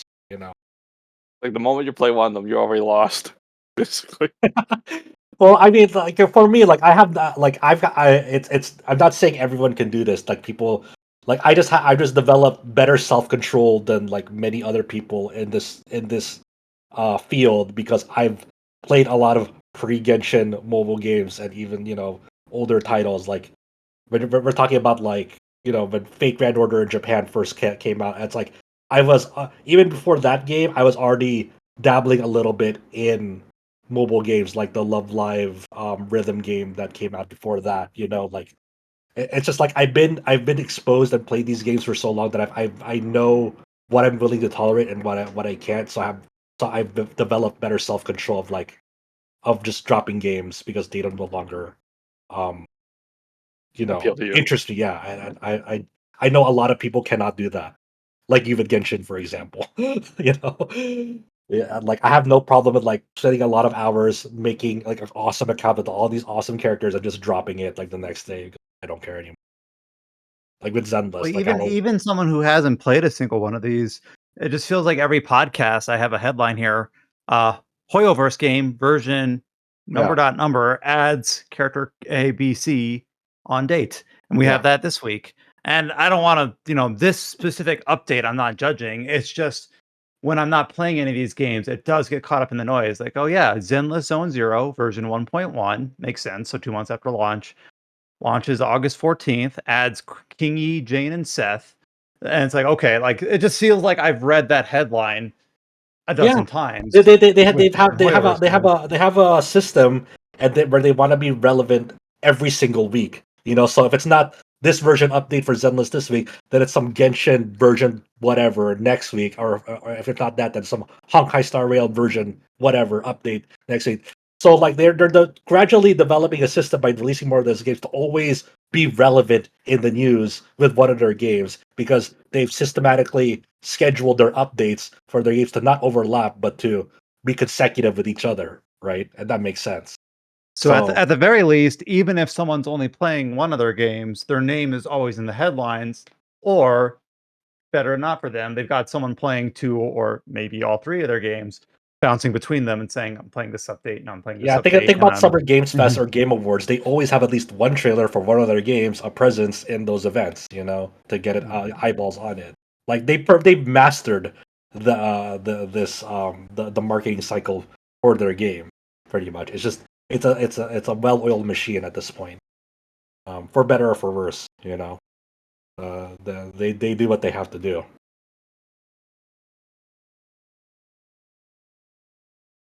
So does anyone have any genuine feedback for the upcoming Zenless update, or is that something we got? I dropped it pretty quick. I don't really care for this kind of game. Me and Chow have already dropped it. Everyone's scrutinizing me. It's like, how dare you? I think there are cool aspects of the game. I like that the player main characters are their own individual characters with their own personalities and actively participate in the story with their own dialogue. Like the best part of it is I think this is the best main character they have come up with out of the free big titles they did.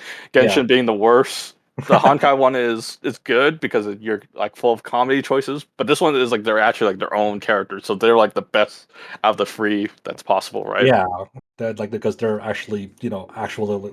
I don't like self inserts in in most video games. For me personally, that's for me. I think the self insert is one of the worst things that you could do, because they're trying to get the player engaged. I don't want to be that person. I want to see Cloud being a badass. If I was playing Final Fantasy VII. Yeah, imagine if Cloud was a self insert character. I'm not pretending to be Cloud. It's I want Cloud to be the badass, right? That's kind of like me, right? Makes sense. I hate self inserts with a passion. But I mean, it's a case by case scenario, because sometimes it works really well. Like SMT Nocturne, for example, you do have a blank, not self insert character, but you do have a blank silent protagonist in that game, and it works really well for the atmosphere of that game, pretty much. So it's a case by case scenario, and a lot of. Some people find it endearing. People hate it. Yeah. It's for me, I'm the camp that I hate self inserts. So think about it from Fallout's perspective. There's a crowd when Fallout 4 said we'll have a voiced main character, a voiced protagonist. There were outrage. Brian? You know that didn't turn out well when people heard that. Well, I mean, I'm biased, so my preference, and then the people whose opinions that I nod along with say well, we don't like it that way. We'd prefer it to be like all these other games, but they're not voiced. But I can't speak for the new player who has never played a game before that says, "Hey, I'm going to play it, and I want this to be more like," this is a hypothetical, more like Mass Effect, where the character is voiced and is their own character. I don't need it to be first person only, no dialogue. It's a self-insert by design. So I can't speak for that. But you personally, you like the self-insert factor of Fallout when it comes to main character. Well, the thing is that I do like the self-insert in terms of this is going to sound high horsey, true role playing, but also in games in general, whether it's a self-insert or a main protagonist, I hate when characters are over flattered. I've used that word before.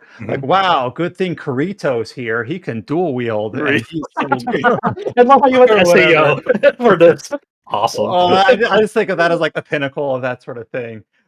And whether it's a character like that or good thing protagonist is here, they're so great. They're both a Jedi, and Wuthering Waves is so fucking bad at it because they do it like that. They overpraise our MC. It's that's why every Wuthering Waves shit I just skip immediately. I still play that game because I like the gameplay, but and the thing is there's a balance. Well, if you don't like a self-insert or a flattered character, you just want them to be shit on all the time. No, there needs to be a balance. You can't shit on them. It's a character that you see brought low, and then they pull themselves up out of that, or they form, depending on the game, a party or whatever that helps elevate them to where they need to be throughout the course of a story. That to me is more interesting than someone who is Gary Stu, Mary Sue, all the way through the game, and they're just flattered. Oh, good thing they're here. So, anyways, Yeah. on a tangent. Yeah. Yeah. Mhm. So yeah, it's just it really depends on the context of how the game, Mhm. integrates it. So I mean, we're getting off topic with this because we're on a conceptual level now with the Zenless Zone Zero piece. But yeah, if you're interested in Josh Tolentino's perspective, give it a read. Me and Chav said our pieces here. Um, it's up to you, like essentially, pretty much, right? I still think it's the Hoyo release that vibe with me the most, but that doesn't mean that like it stuck with me forever. I like I cannot think of a game that like I'll stick with forever, pretty much. I'm just that type of person, or like I'm just very at this point I'm not a very committed person when it comes to like a live service game. I'm more of a person who likes having different experiences rather than like ride or die a single game X amount of years. There's no game like that like I've like the only thing that's come close is like Fate Grand Order, and that's just because I come back for like the main story updates. That's it. I don't play any of the events. I don't care about any of the news stories from the side events. I don't care about. Who cares?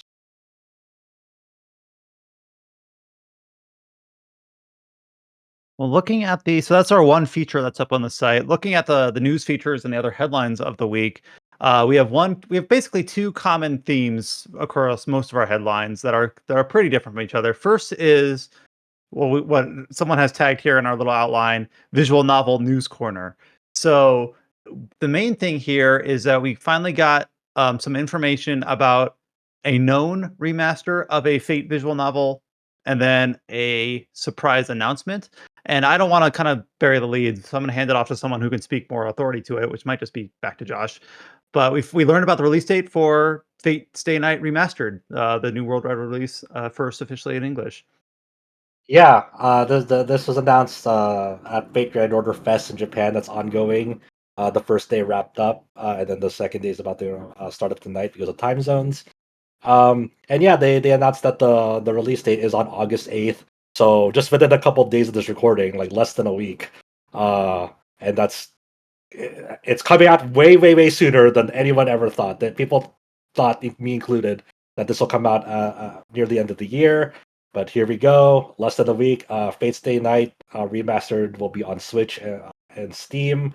And like Brian said, this will be the first time it'll be officially in English. There's been fan translations efforts over the years, of course, that got raised its popularity in the West.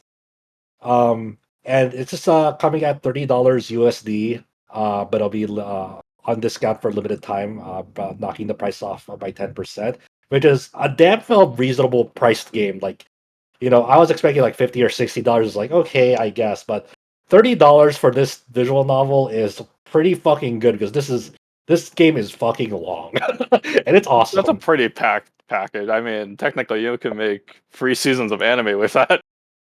So, for people who know Fate Stay Night, obviously the base game has three main routes tied to each of the heroines. The Fate route, which is tied to Saber, the Unlimited Blade Works route, which is tied to Rin, and the Heaven's Feel route, which is tied to Sakura. You play them sequentially, so it always has to be Fate, UBW, then Heaven's Feel. You can't really fuck that up. And it's the one really cool thing about this, besides from it being in English, now officially, is that the artwork for the game has been it's 16 by 9 aspect ratio, which is not Not the OG. yeah, not the original aspect ratio. It was 4:3 in its original release. But with the 16 by 9 aspect ratio, the main fear for people, especially in the visual novel space, is that what they're gonna do is that they're just gonna zoom in on the artwork, so you'll actually lose out on details, uh, due to its conversion to 16 by 9. But what they actually did, based on screenshots of this remastered release, is they actually reframed the artwork so you see more of the backgrounds and the character artwork in the game to fill up the 16 by 9 aspect ratio space. So you actually get more details in this remastered release, which is different from its Vita release, because its Vita release in 2012 was suffered that same fate, where by going to a 16:9 aspect ratio in the Vita, they actually lost out on some details because it was zoomed in. But this is not the case with this upcoming remastered release to Switch and Steam. So this is actually really, really cool and really big for um, returning players to Fate Stay Night. So I'm really interested in checking it out. Of course, I'm definitely gonna buy this day one. Gonna read it. Um, but it's such a really, really cool, momentous occasion. Like, it's once again, like with Tsukihime and with Mahoyo or Witch on the Holy Night, just a day that you thought you'd never see come. It's like you'll see an official release of Fate Stay Night in the West on Steam and Switch, and just seeing on the Steam store, just that Steam page going up. It's like, wow, I cannot believe we're at this point in time where this is actually a thing that's happening in reality. So I'm excited. That was really cool to see. It's so wild to me that even though like Aniplex is owned by Sony, it's not releasing on PlayStation. Yeah. I don't know why. Another just Noble decision. yeah, just another weird. But there was another announcement during that Fate Stay Night stream, our Fate Stay Night remastered centric stream. Is that before they wrapped up that segment at FGO Fest, they had one more announcement to make. They showed off a brief teaser trailer showing that they're also working on Fate Hollow Ataraxia Remastered. And you're like, what the fuck did you just say? I know you hear Fate Hollow Ataraxia, you're like, what did you just make up words? And it's like, well, I mean, I don't know. That's a fake sequel. Is it like a pseudo sequel? That's what some people call it. It's not a fake sequel. It is actually the canon sequel to Fate Stay Night. It's not a fake sequel. The structure of it is weird. So Fate Hollow Ataraxia first came out in Japan in 2005. It released an updated re-release like Fate Stay Night on the Vita in 2014. So I assume, based on Fate Stay Night Remastered, that Fate Hollow Ataraxia Remastered will be based on that Vita release. I assume they're gonna not zoom in on the artwork and be treated like how Fate Stay Night Remastered is, by zooming it out, and you'll see more details in each background and each character artwork and so forth.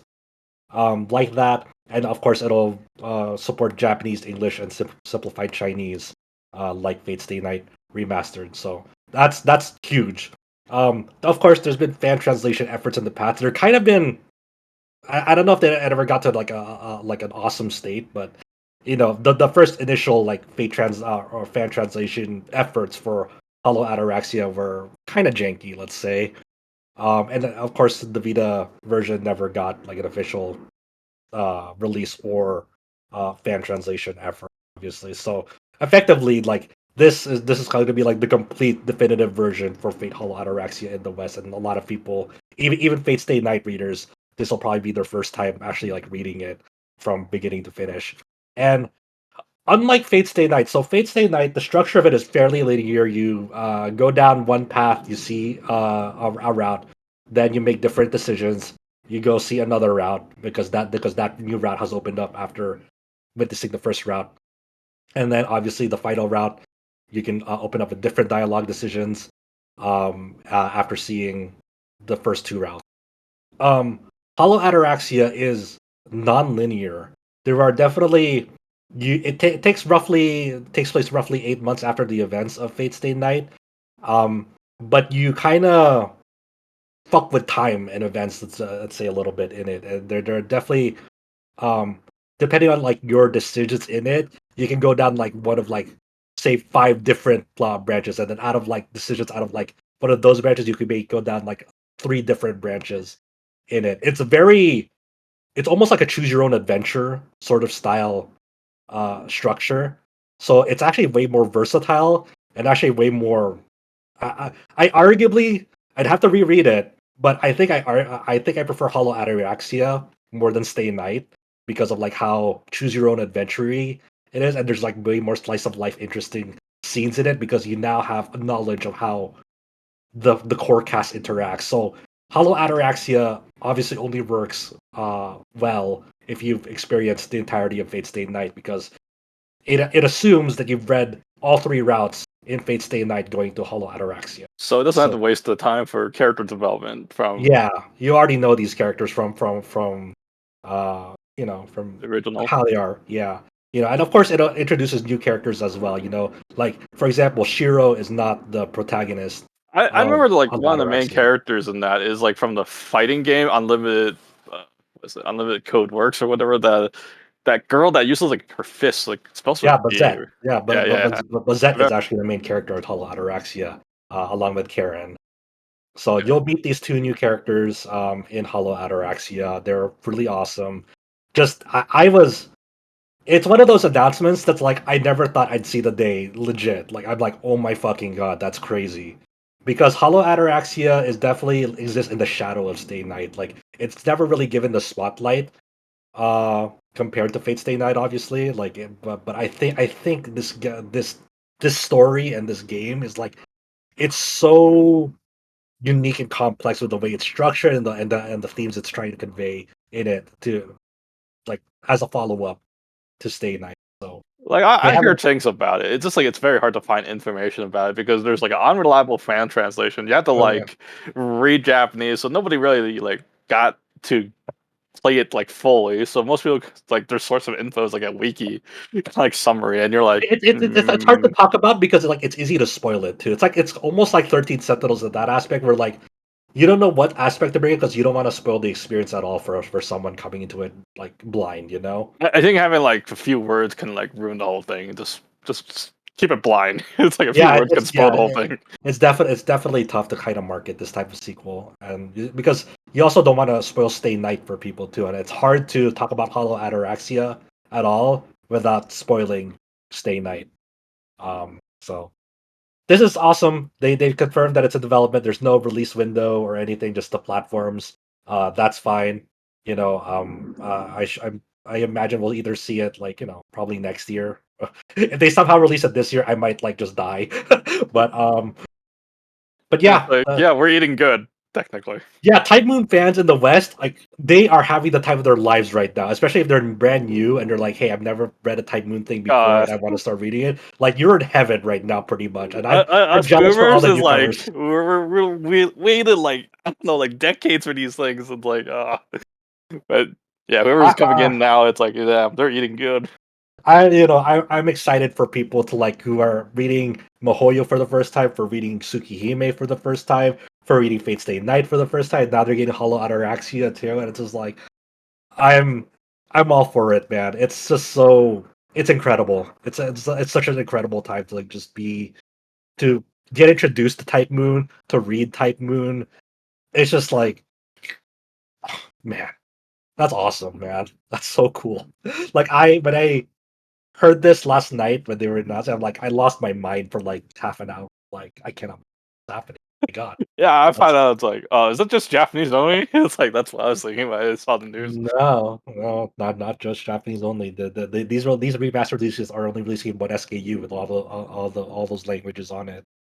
So, yeah, that's just an exciting time, man. That's look, if this is the result of people putting money into Fate Go, then you know what?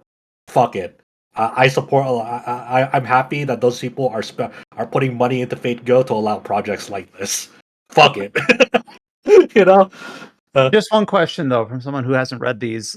Yeah, was this like something that could have been expected, or was it sort of like, well, they're remastering the original in worldwide, so anything could go now? Like, I guess when this was announced, was like, holy shit, they're doing it, or like, wow, they really are doing it. Like, what was the response in terms of the likelihood of this being it? I think there was a small likelihood. Like when they first announced Fate Stay Night Remastered, one of my immediate thoughts oh, I wonder if they'll do Hollow Ataraxia. That'd be really cool to see. But I wasn't expecting it to be announced so soon. So for me, it's if they were to announce a Hollow Ataraxia Remastered, usually Aniplex and Type Moon are very, I guess, sluggish about the way that they announce things. They're very almost late to the party in an aspect. So I was thinking, we'll probably if they were gonna do a remastered, they'll probably announce it optimistically next year, realistically within the next 5 years. I just didn't think at all that if they were to announce it, it would come so soon.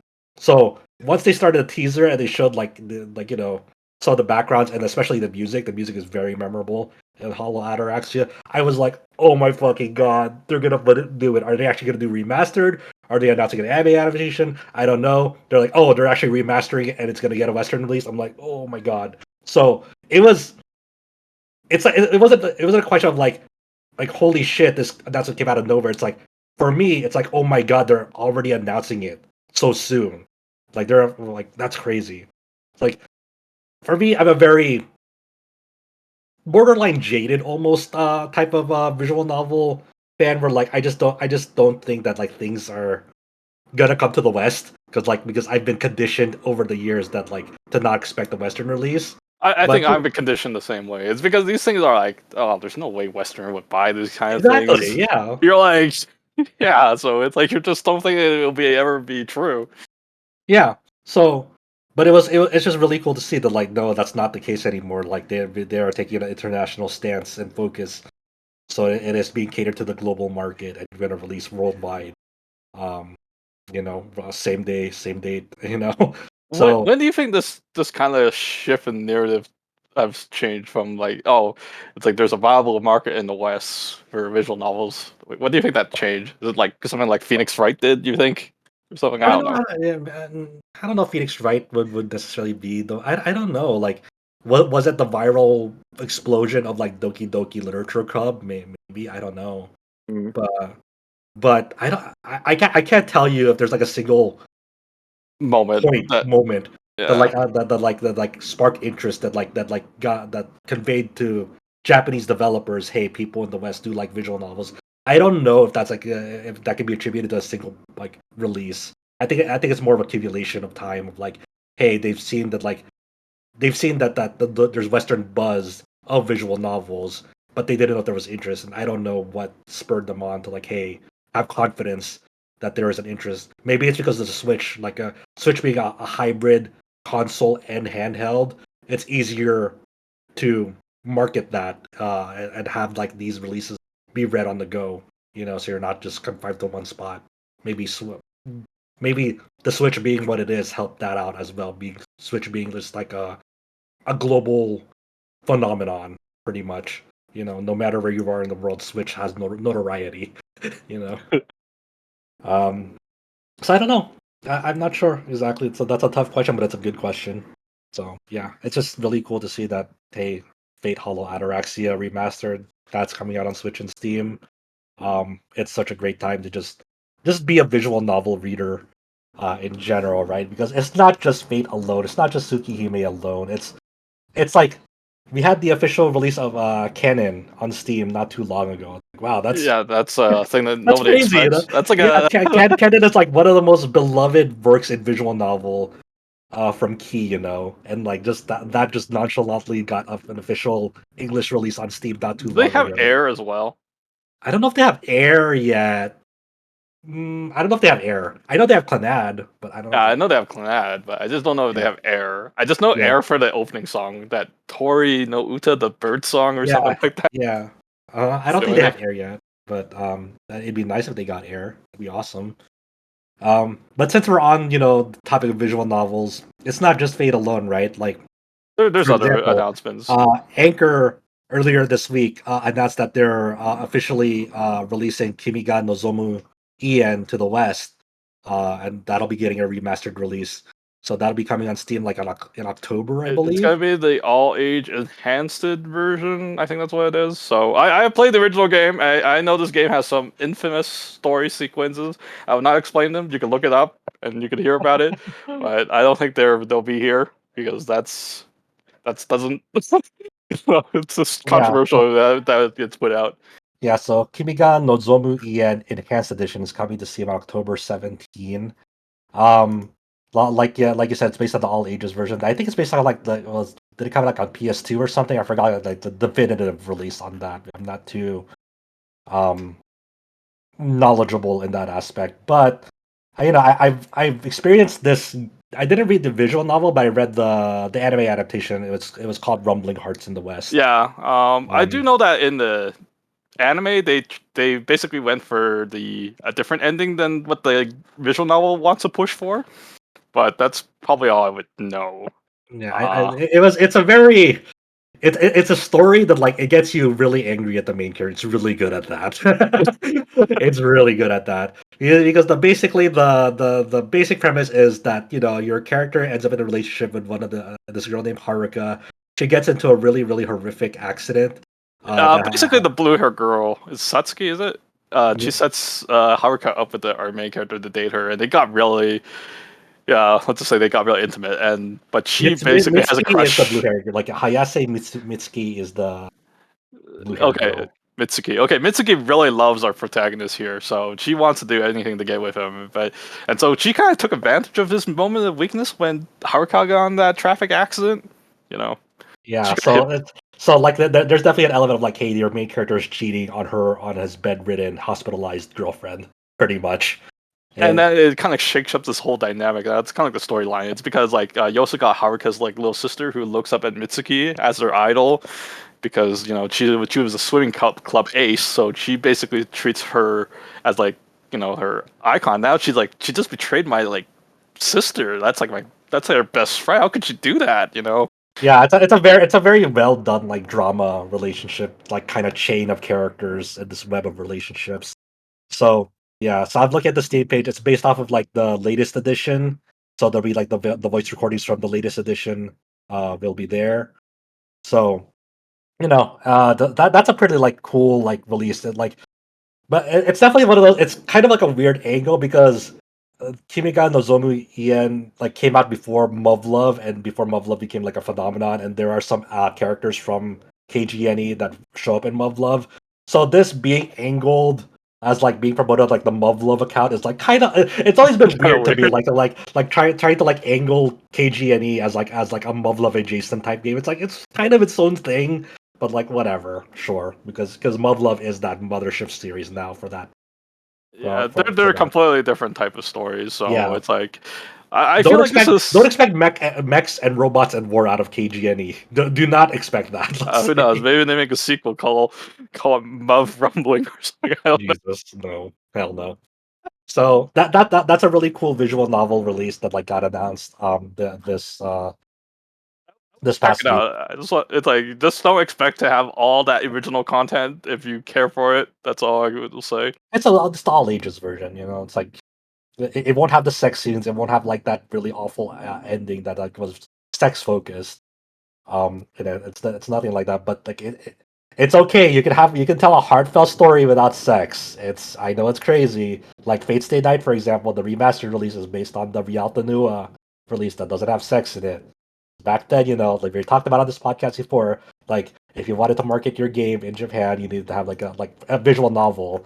You needed to have like sex in it for people to get interested in it. It was like it was a different time, a different era, but people are figuring out you can find the market and you can tell heartfelt stories without sex. There's nothing crazy about this. Yeah. So another thing that they announced for visual novel side, Idea Factory, Compile Heart are releasing Data Live Ren Utopia in the West. It's just basically or Dystopia, sorry, Data Live Ren Dystopia. I have no idea what the hell happens in Day Alive. I watched season 5 with a friend because they love Day Alive, but they forced me to watch it with them when I never watched the first 4 seasons, and I have no idea what the fuck is going on. All these characters will shout these swords that are named after angels. I'm like, what the fuck are these attacks? Standophon, Metatron, all these attacks, and I'm like, what the hell's going on? That's my experience with Day Alive. Okay, don't kill me. Unfortunately, my friend and I have kept up and watched all of the Data Live anime seasons. I'm not going to be proud of that. We probably shouldn't have. Probably should have dropped it a long time ago. But it's entertaining enough for our stupid brains, I guess. So I'm not going to say that like there's a landmark release, because they released the Data Live visual novel before. I think it was called, what was it called? Like Data Live Rio Reincarnation, and that had like a lot of like that adapts like the stories of um previous like light novels, and plus has like new routes because they introduced like game original characters. So it's like Red Dystopia coming to Steam in September. Not the craziest thing in the world, but for Data Live fans, it's cool that's finally getting an official Western release. And then I believe what was it? I'm trying to remember the people behind Utawarerumono and ToHeart, and I forgot the name of the Aqua studio. Plus. Yeah, Aqua Plus had like their own stream and event going on. The biggest headliner to it was that they're remaking ToHeart, because ToHeart is a visual novel dating romance sim, very very very like a landmark release in Japan. Not I not, just don't not know the what version they're remaking, because Yeah, I they're don't- kind of like two separate stories. Because you've got like the original PC version, which has all like the sex scenes and all that content. Uh, is that version being remade, or is it the I don't know. PlayStation version being remade? I Because have no they have two idea. different stories technically, right? I imagine it'll be the all ages version. Like some people, I I have no I idea. read online saying it might be the PC version minus the sex scenes, because Maybe that. how the story goes is like a little different on how like things get to like that point, right? That's what people say, right? They haven't But they haven't announced any details aside from the hey, we're remaking ToHeart, but no one knows exactly what versions, what content, etc. But it's cool to see that they're remaking. One of and they also got a new cast for it, so you could either play with the old Japanese voices, or you could play with the new Japanese voices. So that's Yeah. a cool feature too. It's Yeah. like the Star Ocean games. You could use the OG cast, or you could use the remake cast. Yeah, we don't. But we don't. Wait, but this is the one that we don't know if it's getting a Western release. Optimistically, maybe, but they haven't confirmed anything at all aside from they're remaking ToHeart. So everyone has their fingers crossed that hopefully they're gonna release it in the West. I just wonder, is there an English version of ToHeart 2? I'm trying to remember. I don't think so. For my memory, I don't. All I think. care is about is the ToHeart 2 sequel, the spin-off one, where you get to date the MILF. Where you get to date Naomi's mom. I think like the most you're gonna get, like, I think was those dungeon spin-off games, and I think some of them got localized, and then the Aquapaza fighting game also got localized. So, I don't know, but I don't know if any of the core stories. but They also mentioned that Utawarerumono Zan, the Dynasty Warriors esque Musou spin-off of Utawarerumono, is coming to Steam next year. So not a sequel. It did get a sequel, but the Zan one is coming to Steam, which is it's nice to see it. It's kind of long overdue, but Yeah, it's nice I to see it mean, happen. keep in mind, I reviewed the localization for Zan in 2019. That was before COVID. Yeah, it's been a long time. wow. I will say though that they haven't announced Zan 2 yet, but I would be shocked if if it does well enough. I'd be shocked if Zan 2 wasn't like next, because that hasn't been localized. Hopefully, it's in the cards. Yeah, Yeah. So I would assume, like, for me, it's just like, why not just bundle them together? It's been so long. I get What about like what was that game called? Mono. Which is Monochrome Mobius? Oh yeah, they did that day and date with the Japanese release, and that game bombed. Oof.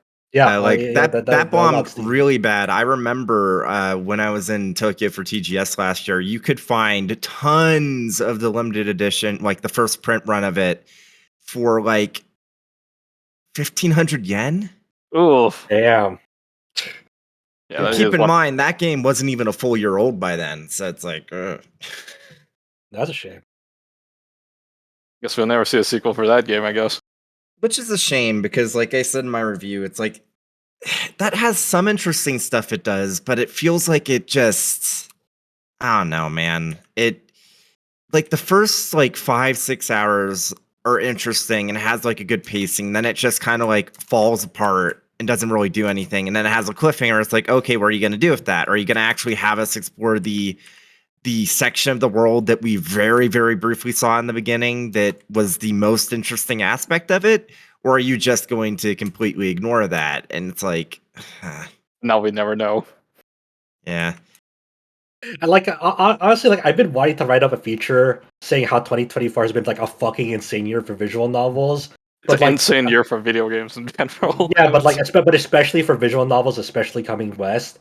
But they keep on surprising me with new announcements that, like, it's just like I never find like a good like time to do it, because they keep like adding on to it, like Hollow Ataraxia, for example. So it's like, well, I do want to write this sometime this year, but I don't have a good time frame because they keep announcing new shit to add on to that pile.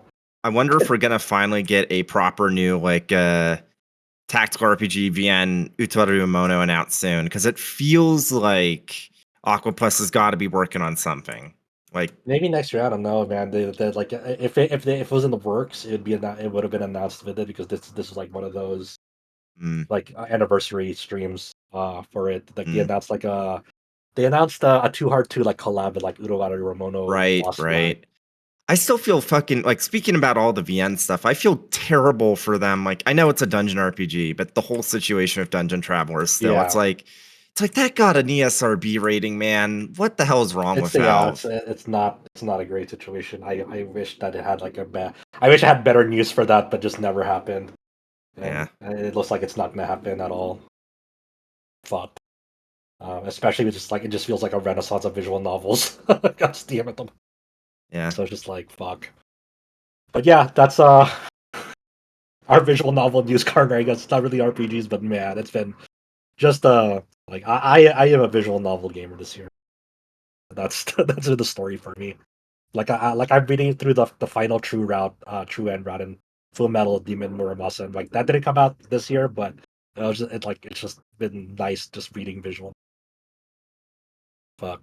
So, and I'm gonna be on Fate's Day night, because I'm really curious to see how the official localization is gonna go.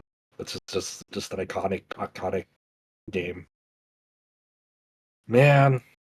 But at the very least, I mean, because honestly, it's kind of weird because Fate's Day Night Remastered coming out so soon means that we probably cannot get code in advance. And even if we did get code, even if we got like code like last night as they announced it, there'd still finish it. Yeah, there's still no time to actually read it because it's such a fucking long visual novel. There's no way you're gonna finish it. It's just how it ends up with Witch on the Holy Night. We never got review codes, but we end up, writing a review for it. We could request code. I know that not many people got like Tsukihime, but we did. So like we know who to ask. But yeah. It was like a stealth announcement, and it comes out so soon, in like less than 4 days. There's no way you can read all that in 4 days. Yeah, like each route is fucking long as hell in Fate's Day. Yeah, it's good, but it's the one thing I'm very excited for this release, so I can finally read it, because I did read the original Tsukihime, so I'm just gonna hop right into this and wait for Tsukihime when it comes out on PC any day now, I'm sure. I just hope that this works on Steam Deck with no issues with codecs, because MiHoYo's PC port was like, man, this feels like it was ported a decade ago, and if you're familiar with VNs back in the day, like a little over a decade ago, it's like, oh, that is not a good sign. I actually looked into this stuff when when the Steam page went live, and like they do have another developer on Steam besides Type Moon, like Fizz or Fuzz, and they previously worked on like the Imperial City for Capital of Burns for Muv-Luv. Like that was the only other like VN, or at least on Steam, that they were attributed to. So I don't know if they're a great porting studio, but it's a different one from MiHoYo, and it seems like the porting studio for MiHoYo seems like not great. I mean, it's serviceable, but it's just like not ideal. I don't know how it's gonna go for Fate's Day Night. Hopefully, better than MiHoYo. So we'll see. I don't know. I don't know how to segue into the next set of topics because it's kind of like a complete 180. Because obviously it's the visual. If you go to our Discord or anything like that, like we've always kind of grandfathered visual novels in to our discussion. So whether or not it's RPG is kind of irrelevant, and it is kind of cool just to be like a fly on the wall to hear Josh, Zhao, and James to talk about. And even someone who hasn't read these, the fact that these, within a week, by the time most people are listening to this podcast, will have the Fate's Day remaster officially in English worldwide. And then, like Josh said, the fact that the Hollow I almost say ataraxia. Hollow ataraxia is going to be has already been announced, and it has, before the first one's even released. Just even someone who isn't in that space can kind of see why you'd be curious about framing this year as one of the most insane years for that genre in ever, potentially. But we have to go and tangent to another set of games. We did have Adam. What was the name of the THQ streaming event that was this week? I know they had a few trailers come out of it that we're going to discuss, but I forget what like the venue was. I think they literally just call it THQ Nordic's Digital Showcase. THQ Nordic. Yeah. Okay, there you go. Yeah. They're just like, we're just going to put this together and do it. So obviously they talked about a few things. We have, I believe, 2 of their titles listed here as being relevant to our purview. 3, I believe. Yeah, 3. Oh, 3. Mm-hmm. So one of them doesn't have a title yet. Oh, okay. Which one am I for? So we got the Gothic remake, which is a known property. We've got Titan's Quest 2, which we got our first trailer at. And what's the third one? Darksiders. Oh, Darksiders came out of THQ. That makes sense. All right, we'll start with Darksiders then. So I kind of gave you I teed up the headlines. We'll go through them in order here. So yeah, a big teaser coming out of the THQ Digital Summer event is we got a teaser trailer for a new Darksiders property. So it's a very much truly, like most teaser trailers, they could just drop the teaser and just call it's a trailer. This is true to the word teaser trailer. It's been several years since I played Darksiders, but the 3 flaming stone heads, that is kind of like the people who the 4 riders report to in the other games. It basically just is a panning shot of those 3 reactivating. This is going to be a project from Gunfire Games. Gunfire Games is one of the studios that came out of the closure of Vigil Games. They are the team that did Darksiders 3. And they also did Remnant from the Ashes. So that's kind of the big projects they've been working on. We don't know if this new Darksiders project is Darksiders 4, Darksiders Strife game, Darksiders spinoff, Darksiders 1 and 2 remastered. Like, we don't quite know what it is. There's a little bit of speculation based on how THQ has teed up the trailer. What's the phrasing they use? They say like the 4 riders shall ride again. It says be prepared to ride again. Be prepared to ride again. So a lot of the way they're framing this is that yes, it is a new entry. They're seeming to pair it as like the entry where the 4 riders will be together and not separate. Well, not necessarily, right? Because once that like Darksiders Genesis had the riders to get like that RPG. It had 2 of them. It had War and Strife, but Genesis is weird because like it's the only one of its style. It's the only one that has Strife. So has Strife had his own quote game yet? And then like also like they never said that each rider was going to get their own game, even though that's how 1, 2, and 3 kind of teed it up. Yeah. So those Darksiders 4 need to star Strife. Like not technically, like no, it doesn't have to. And one thing that's also kind of strange is that the original comic writer Joe Madura works at Airship Syndicate, not at Gunfire Games. But a lot of Vigil's original like art is what inspired and kind of teed up Darksiders 3, even though that was a Gunfire game project. So the fact that the Vigil studio, I don't know what you call it, lineage is split across those 2 studios is a bit strange, and I don't know how that comes together for Darksiders 4. But the thing is, like, also THQ, we're going to talk about Gothic. They're making a Gothic remake with reference to the original, but not with the original developer who is closed. THQ is such an odd duck. Like they own the IP, they can do what they want, but in terms of go ahead. So I guess whatever this new entry is, we don't know if it's a mainline entry, but ideally for fans, if it was a Darksiders 4 mainline entry, I think a lot of fans want Strife to have his own game as a shooter game. And then, but as you said, if Darksiders Genesis is treated as Strife's game, then maybe this will have the 4 horsemen come together. We don't know. But ideally, for like if you want to win the fans, the Darksiders fans' hearts, they do want their own Strife's own game in this as like the kind of. Not only do they want Strife's own game, but they want it to be something that goes past like chronologically the ending of the first game, because but they never did.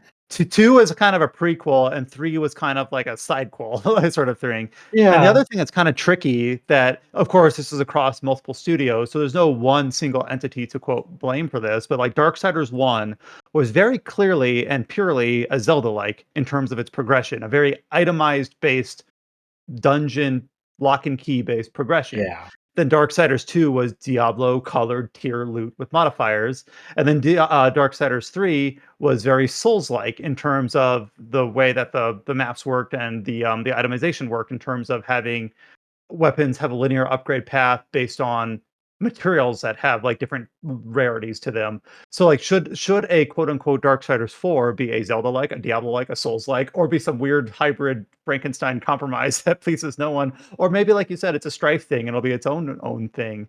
So I don't think anyone's going to agree on what it should or will look like. So that's a tricky thing for obviously Gunfire games. They have Darksiders 3 and Make it a Doom-like.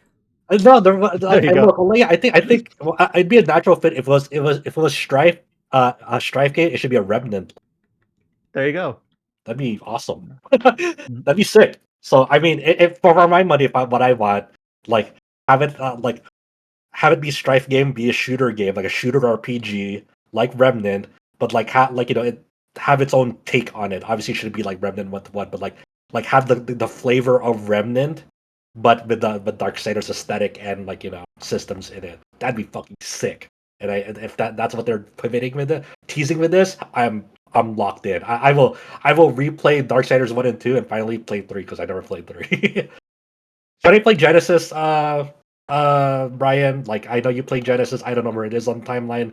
I remember when Brian and I played that pre-release, it was super buggy. It's probably fixed now, but yeah. Where was it on the Darksiders timeline story? I don't even know anything about besides Strife. I honestly barely remember. And maybe I'm over 30 years old, so my memory's shot. But like, it was it just didn't like land. It didn't latch. I played through it once, and it was just very forgettable. I just don't remember honestly. Like nothing. Yeah. All I remember is like people are like, it's serviceable. It's okay. The fact that it was an isometric Darksiders game is just kind of strange. Like it fit okay, but it wasn't quite. And I remember Joe Madura like saying this during the marketing for that game. It's not a Diablo-like. It's not a action RPG in that sense. The way he described it, he's like, it's a Darksiders game. It's just isometric. But it's like, but why? I guess the way they did that is they could use like a twin stick kind of control paradigm for Strife, and then they kind of made it work for War as well. The two playable characters in that game.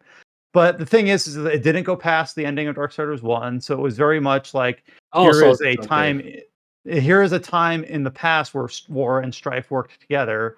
So I think immediately just that premise is like, well, then I care a little bit less about this. If anything, I think Genesis was like just like the novelty of it is like just finally giving Strife a design, like a full design. I gotta ask because I did not play 3. But I do remember that both Darksiders 2 did not actually like move the plot forward. It was literally the same shit where it was like leading up to like the same conclusion, but from a different perspective as Darksiders 1. You're saying Genesis does the same thing. Does Darksiders 3 actually move the plot forward, or is it the same shit? It's been too many years for me to say with clarity. But Darksiders Genesis, if I recall correctly, is more clearly a prequel. But Darksiders 3 very much is kind of like the climax of Darksiders 3 is like leading into where players ostensibly already know how Darksiders 1 and 2 ends. So it's basically like 3 teases in the same realm of like, yep, we're at that point again. We're not going to go past it. Like, Darksiders 3 is like, it's like these events were going on as Darksiders 1 was going. So this is like what Fury was doing as War was doing. Yes. Okay. And that was the same thing with 2, yeah. Yeah. So great. So I mean, if it's gonna be Darksiders 4 with Strife, are they gonna have like this is what Strife was doing, or are they gonna do anything? I don't know. It's so difficult. Darksiders is such a difficult series because like it's like stuck in this this loop of like Chow will understand this, but like it took so many years to get back to get through like what the events of Third Strike, with Street Fighter. So like because they're so concerned of like people like, oh, they didn't like the new characters, they didn't like yeah, it took so many years people before warming up to them, right? Like I think so, people don't even give a shit about Third Strike until like 5 years after the game's dead. Like they're so concerned with like moving the timeline where it's like people didn't like it. Fuck. And then all the new players are like bitching at the boomers, saying you guys have terrible taste or something like that. or like the Star Ocean problem too of like with Star Ocean. You can't go past 3. Yeah. What do you do? What do you do?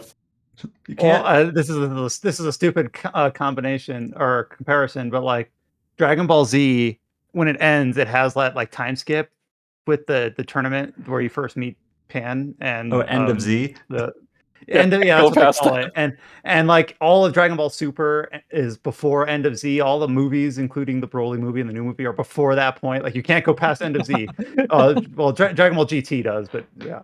So that's what it feels like with Darksiders. And I actually pulled up a Game Rant article. It basically says like, yeah, Darksiders 2 and 3 basically take place at the same time when War makes a deal with the Charred Console. That's the name of those 3 statues. And during the events of Darksider 1. So very, very loosely, 1, 2, and 3 take place at the same time. Not perfectly so, but they all overlap. And then Genesis is more of a prequel. But yeah, so hopefully the new Darksiders goes past that point. But we have no idea. We have a teaser. It seems like it's still pretty far out, but good to know that the IP is not dead. I think Gunfire Games has a pretty good like standing in terms of like word of mouth. Darksiders 3 didn't set the world on fire, but I do think it was decently well received. Well, Gunfire gives us yeah. a pretty good record. Like they did really Yeah. solid games. Like I think that people are always going to be excited for what they're doing because they have a solid. That they like to do interesting like intricate. You know, I'm definitely like while Remnant 1 wasn't like didn't like hit all the way for me. Remnant 2 was like Remnant 2. So you know.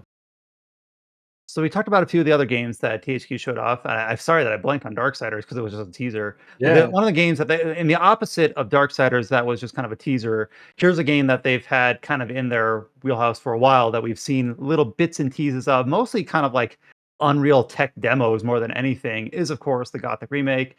Of course, we've talked about how Piranha Bytes, the original makers of Gothic, is now no more. THQ is remastering Gothic 1. They've released a new trailer.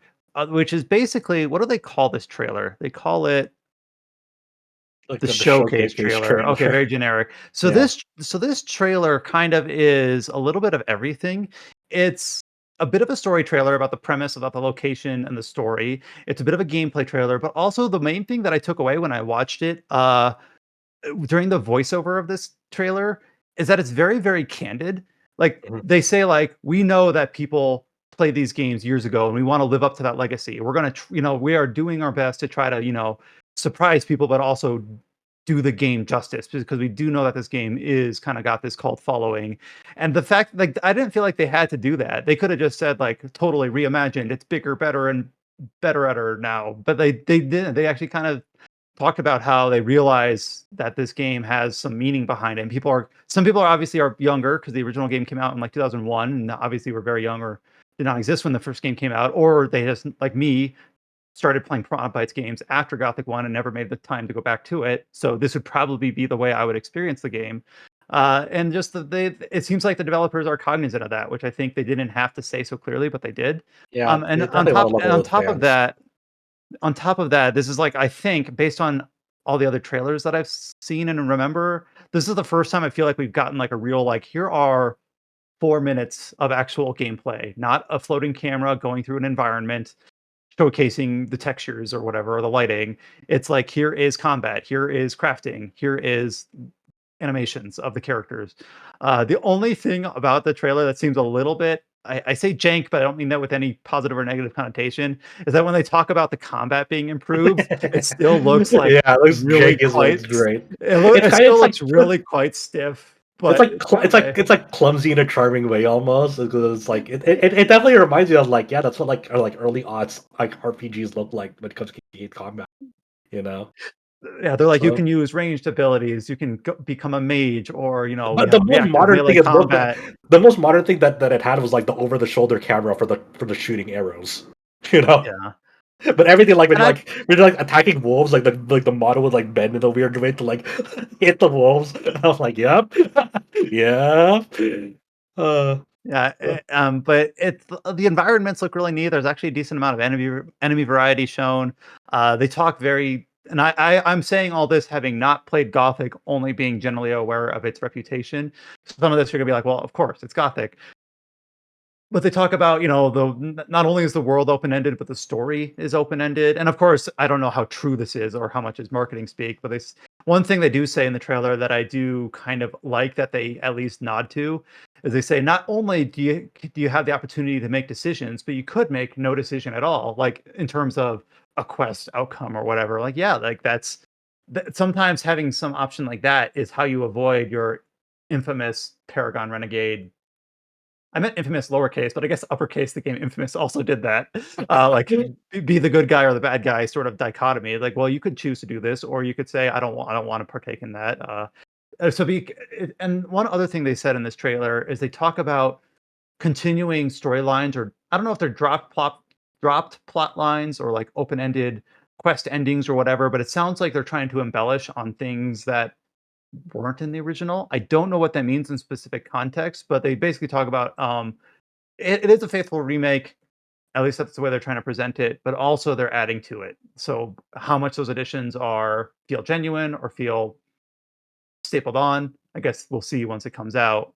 But they do focus a little bit on the trailer of how they're improving the game from the original, other than of course modernizing the engine and the gameplay. Yeah, they're really trying their best, like to try and live up to the expectations of longtime fans. Which it's an admirable effort. I remember, I don't know how many years ago this was, because this remake has been going on for quite a while now. But I don't know if there was like an internal testing or a beta phase or alpha, whatever. There was a But, public like, demo you could have downloaded on Steam. Yeah, and like the public demo, I guess reception of that like wasn't good. Like people, like fans of it, like did not like it, and that's why it's seen so many delays, taken this long to really address that feedback to really nail it home. So I just remember the reception to that was like not great for people who played it. I think that's why they're trying to hammer home that like they're trying to improve what they played. Mhm. I'm looking at our Gothic 1 kind of news history on the site, and for the last 3 years, it's been THQ Nordic Digital Showcase 2022 Gothic, 2023 Old Camp Gothic, and then so basically Yeah, they've they've just just been showing it once each per year, basically. which hey, that's some games don't get that. Some games go much darker than that, so I'm totally okay with having this specialized event and having this kind of maybe not be the headline, but make an appearance each year. Yeah, obviously still no release window slated for PC and current gen consoles. I think it's looking promising. Bummer about Piranha Bytes, but I just know that Yeah. the game, the reputation that the original game has, so immediately makes me interested in trying out the remake.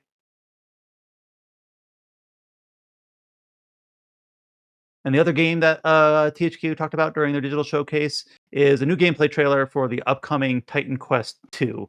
So Titan Quest 2 was originally announced, I believe, last year. Let me see. I'm looking at our news history for that. Yeah, August 2023 was when Titan Quest 2 was announced. Titan Quest 1 came out in 2006 ish, and then it had an anniversary edition at its 10-year. When I was researching for Titan Quest 2, I didn't realize that the anniversary version of Titan Quest 1 has had like 3 additional like DLC chapters added to it as recent as 2020, I believe, 1. Oh, wow. Like the anniversary edition of Titan Quest has been regularly supported for 7 or so years now with frequent updates and new content. So it makes me like eager to say like I don't really know much about Titan Quest. I've never played one, but one seems like it's One is cool. being I supported. played one ages ago though. I definitely really liked one. Um, because I had like these dual mastery skill trees that form your class and so forth. So it was very flexible with the way that you could build your character. It always felt distinct, and just having that setting of ancient Greece was very fresh and novel. It's like, oh shit, like I'm playing an action RPG set in Greece, so you get to fight all these like really um like mythological like creatures set in ancient Greece. Iconic legendary ones. So it was a great time, especially playing with friends in that era. So hopefully they nailed that same feeling in Titan Quest too. Like I saw the gameplay, I was like, okay, this is it's all right, but we had so many great, excellent action RPGs like Diablo, likes Mhm. over the years, that really refined and perfected the formula. But like like your main competition like right now is like Path of Exile 2, I think is like the platinum standard when it comes to upcoming action RPGs, like because like even this trailer like had like aspects of Path of Exile 2, like with the way that like you can slot in like modifiers to your skills to affect their behaviors and properties. Like Path of Exile 2 has that like in spades, like because like the things that the thing that they always market with that is like you can affect like not only the behaviors of each of your skills, but like how like you're basically like modifying like a whole entire ability or skill trait to synergize with one another in really really creative ways that'll like it'll reflect it within the visuals itself, you know.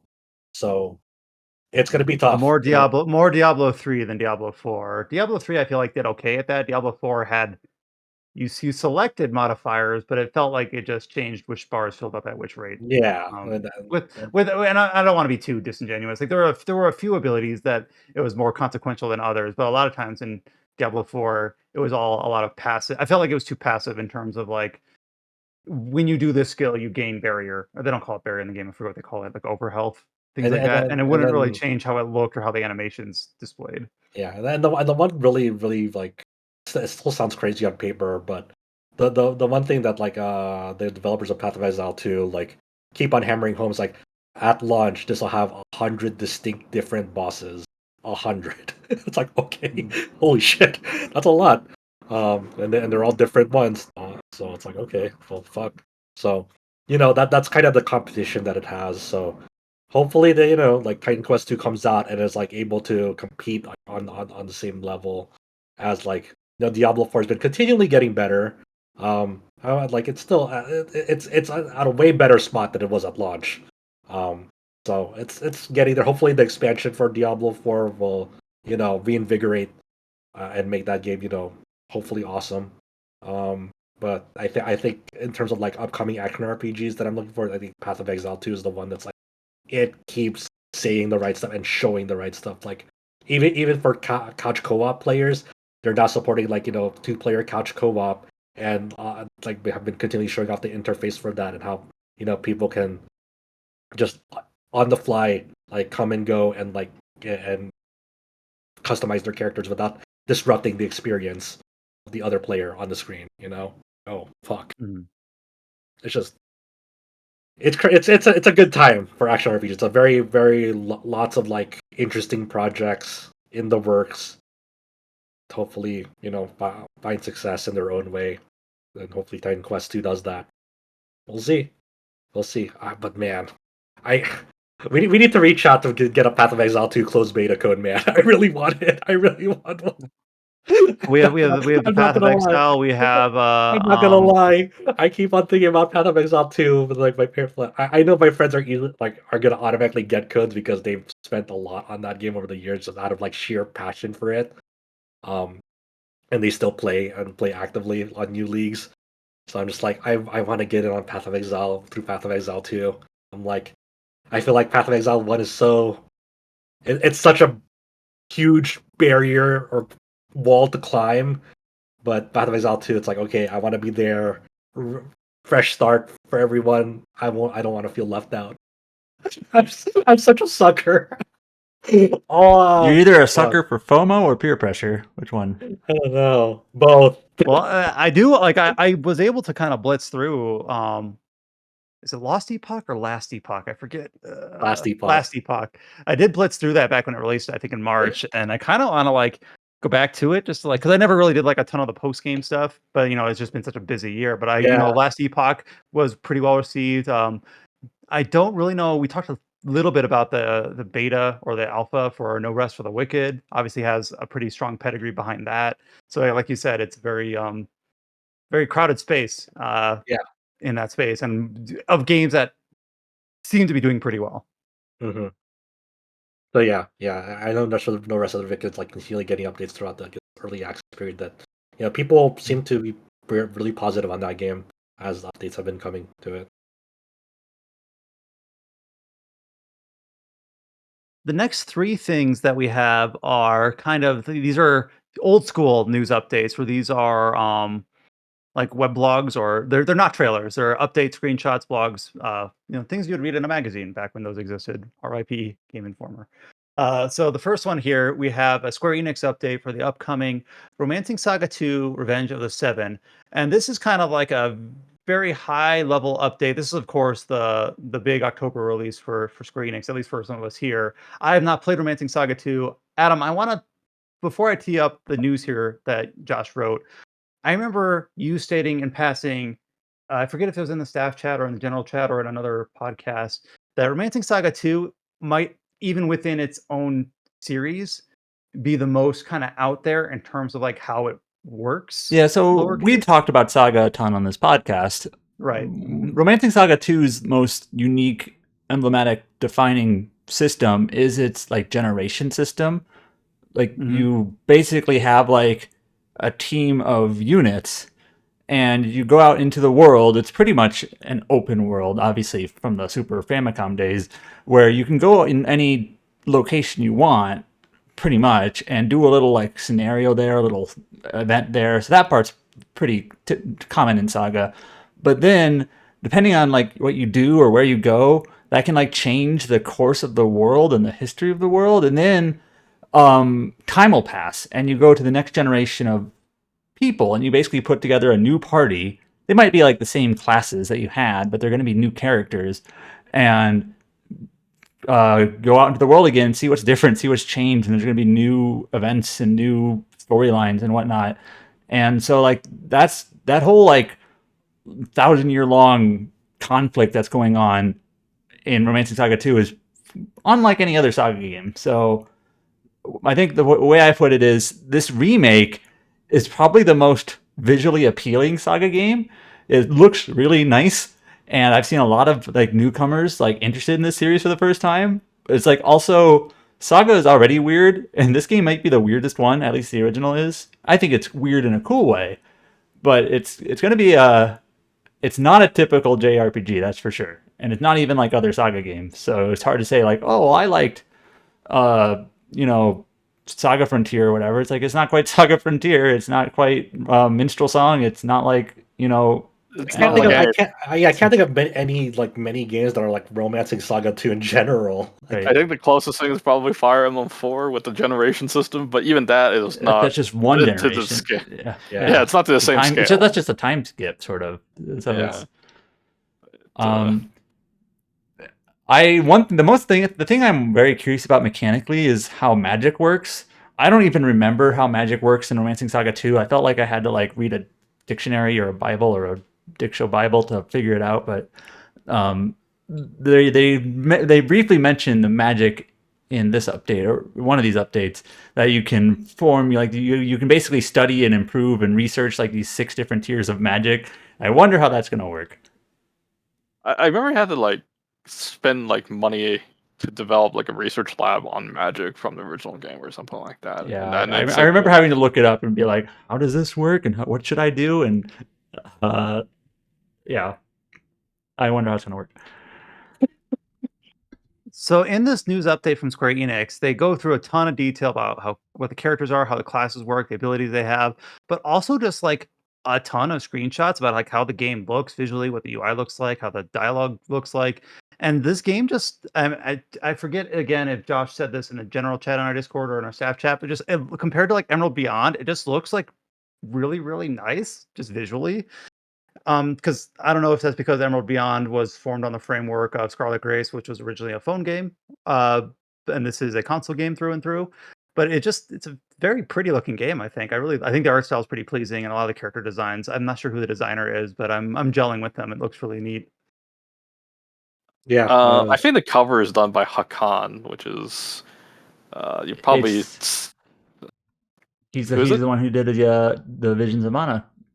And then a lot of the Mana art. And then there's also the cover for Trails in the Sky SC, which nobody remembers. But I remember. You see it on Steam. Yeah. Okay.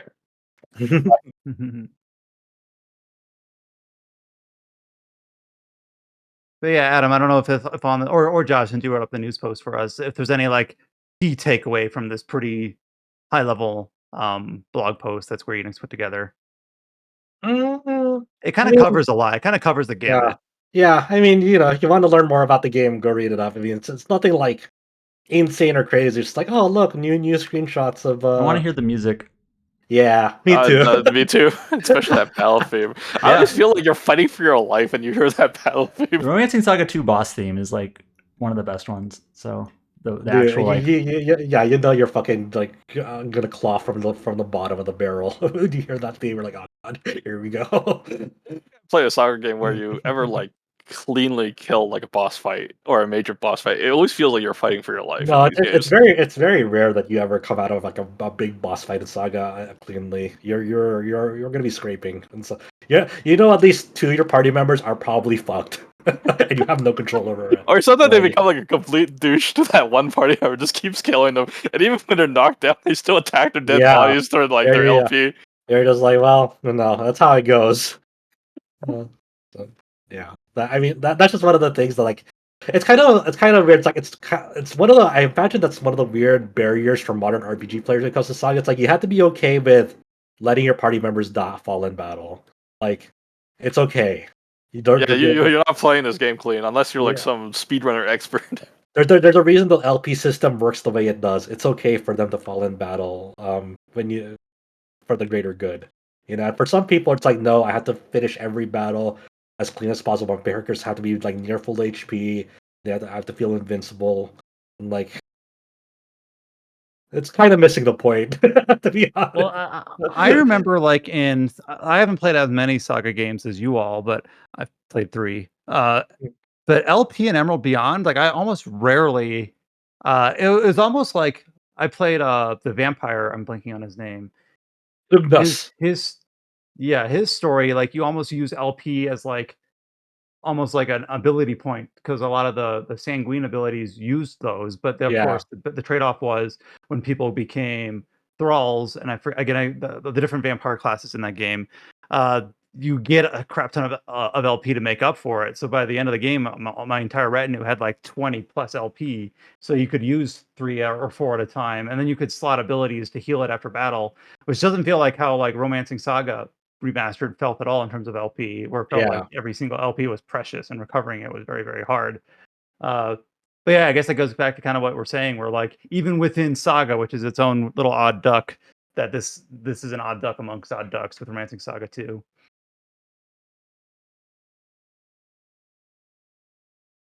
Let's see, we got a few other kind of update newsletters. Here's one for a game that was announced back in the Nintendo Direct. We got a bunch of screenshots for the upcoming Fairy Tail 2, including a lot of character art. Yep. I literally cannot go into more detail than that because I don't know anything about Fairy Me Tail. neither. I never read or watched Fairy Tail. Fairy Tail expert. I went to Wiki to understand these which group these characters like belong to. I guess this is covering like one of the final arcs in the source material. I have not even went back to read the source material because I don't know anything about the source material. I just played the game as a review because I thought, oh, this will be easy, and turned out, wait, I did not like this game. It's game over, man. And Chow never reviewed a game again. All I know is some people in the comment section on social media said Game of the Year because they saw sexy screenshots. That's all I Look, know. you can get that from H Game easily. Rant's Game of the Year, guys. I also saw easy. someone say this looks like every JRPG ever. They're not wrong. I mean,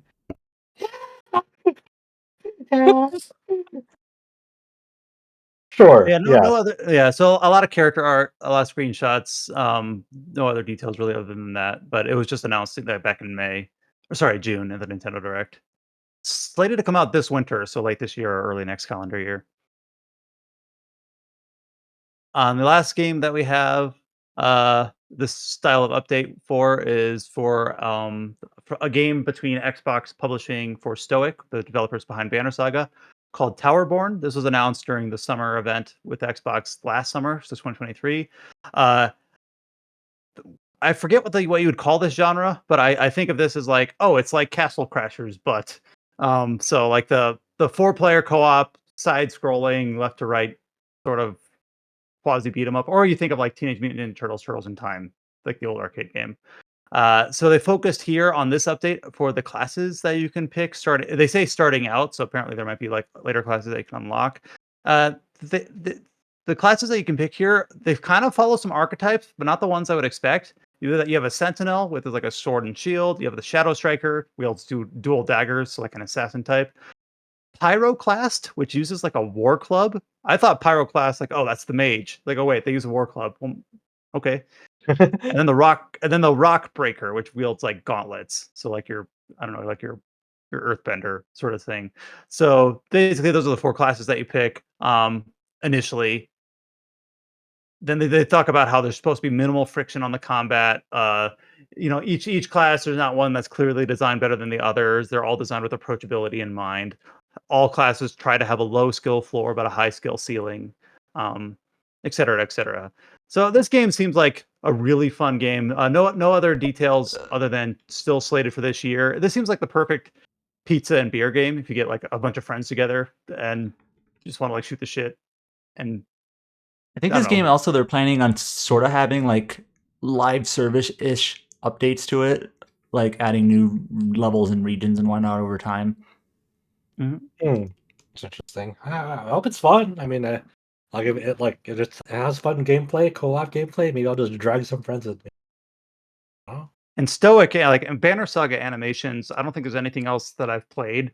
I still haven't played the third one. I played the first two.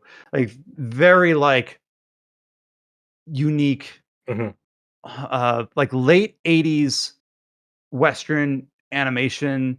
Like what is like the animated like Lord of the Rings movies or the Hobbit movies? I forget the name of the studio behind those. I know what you're talking about. Rankin Bass. Yeah.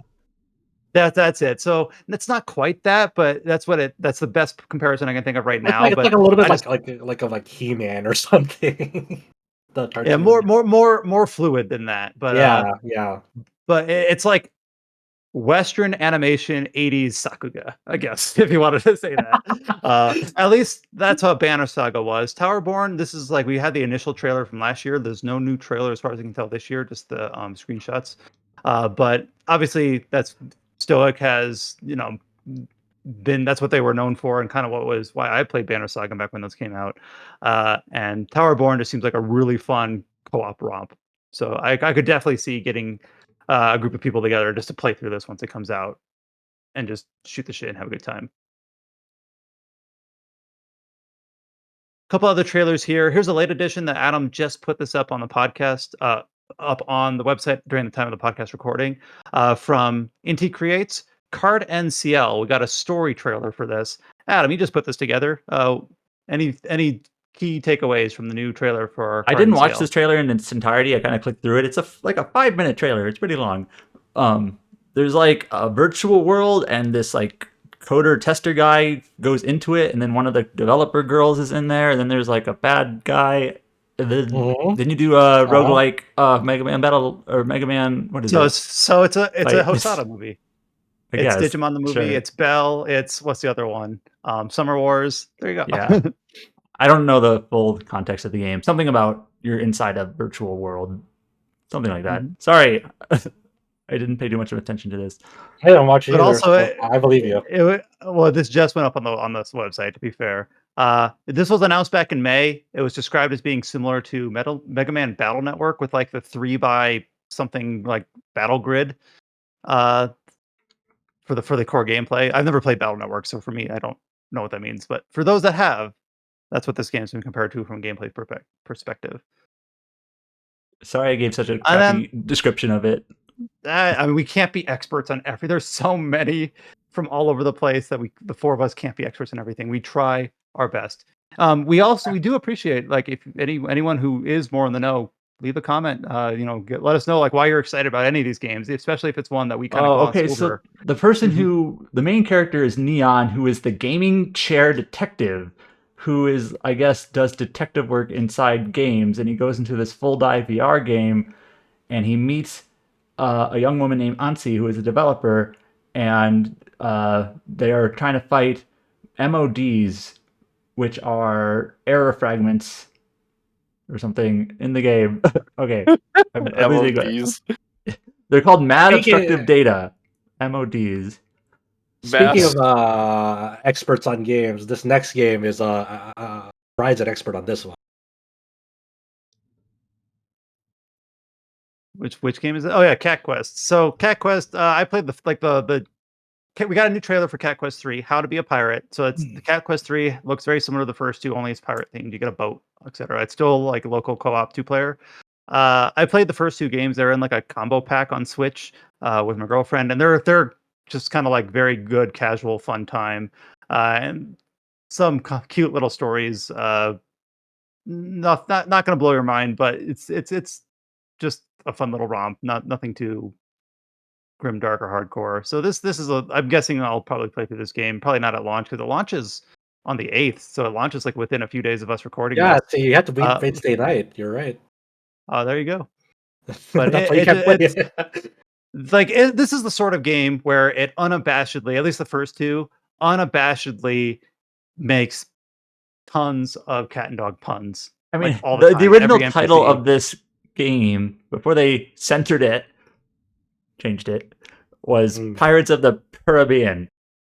Oh yeah, but that's the sort of vibe of this game. Like this, it's a game that maybe I was gonna say skews younger, but it's really for all ages. This is like a game that you could give an 8-year-old or Grandma. a 6-year-old, and everyone and anyone in between could find, especially if you have someone to play with.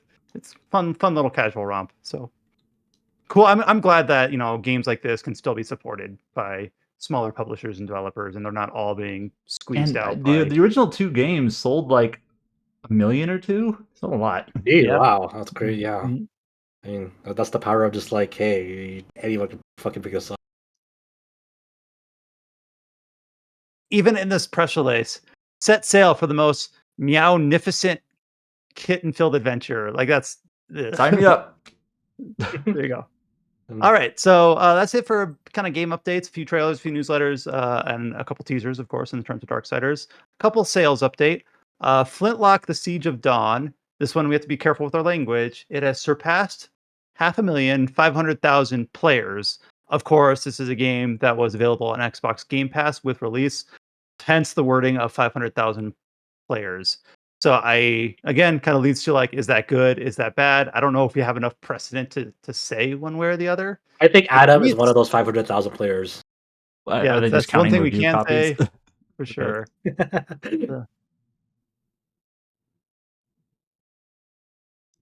Yeah, I was reading through the press release here. They say it has been enjoyed by fans across the globe. It currently sits on the most popular list for both Game Pass and PC Game Pass. So I don't know. Seems fine. I don't know. It's really hard to say. It's hard to glean about anything about like anything. Like you can manipulate Game Pass metrics to like suit any narrative. That's the thing. So I mean, you can just you just have to say like it surpassed X things at Game Pass, and therefore it's fucking awesome.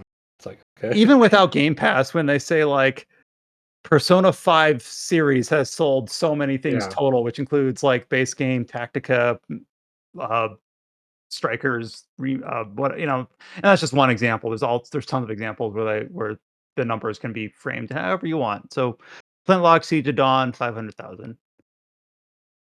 Or you can go like the Electronic Arts press release where they're like so many hours played in our EA college football game. Oh, I love those actually. Yeah. Oh, and the thing. Sorry, go ahead, Josh. The Tetracast has been listened for 9 million hours, and therefore it's the most popular podcast in the multiverse. What we're not telling you is Josh just has it playing on loop all the time. Yeah, that's probably my least favorite sort of like metric in general, where they're like, people in our world, I'm speaking very generically, in our video game have slayed 200 billion orcs and they've captured 600,000 keeps, and you're like, I have no context for any of this. This is good or bad, and the numbers are just too huge to really matter. And some studios like to do that and then put like a fancy graphic around it, and I've just never really latched onto it. Another update we got our Nintendo fiscal year 2025, because it started in July or whatever, quarter one sales. The big release here that is under our purview is the remaster for Paper Mario: The Thousand Year Door.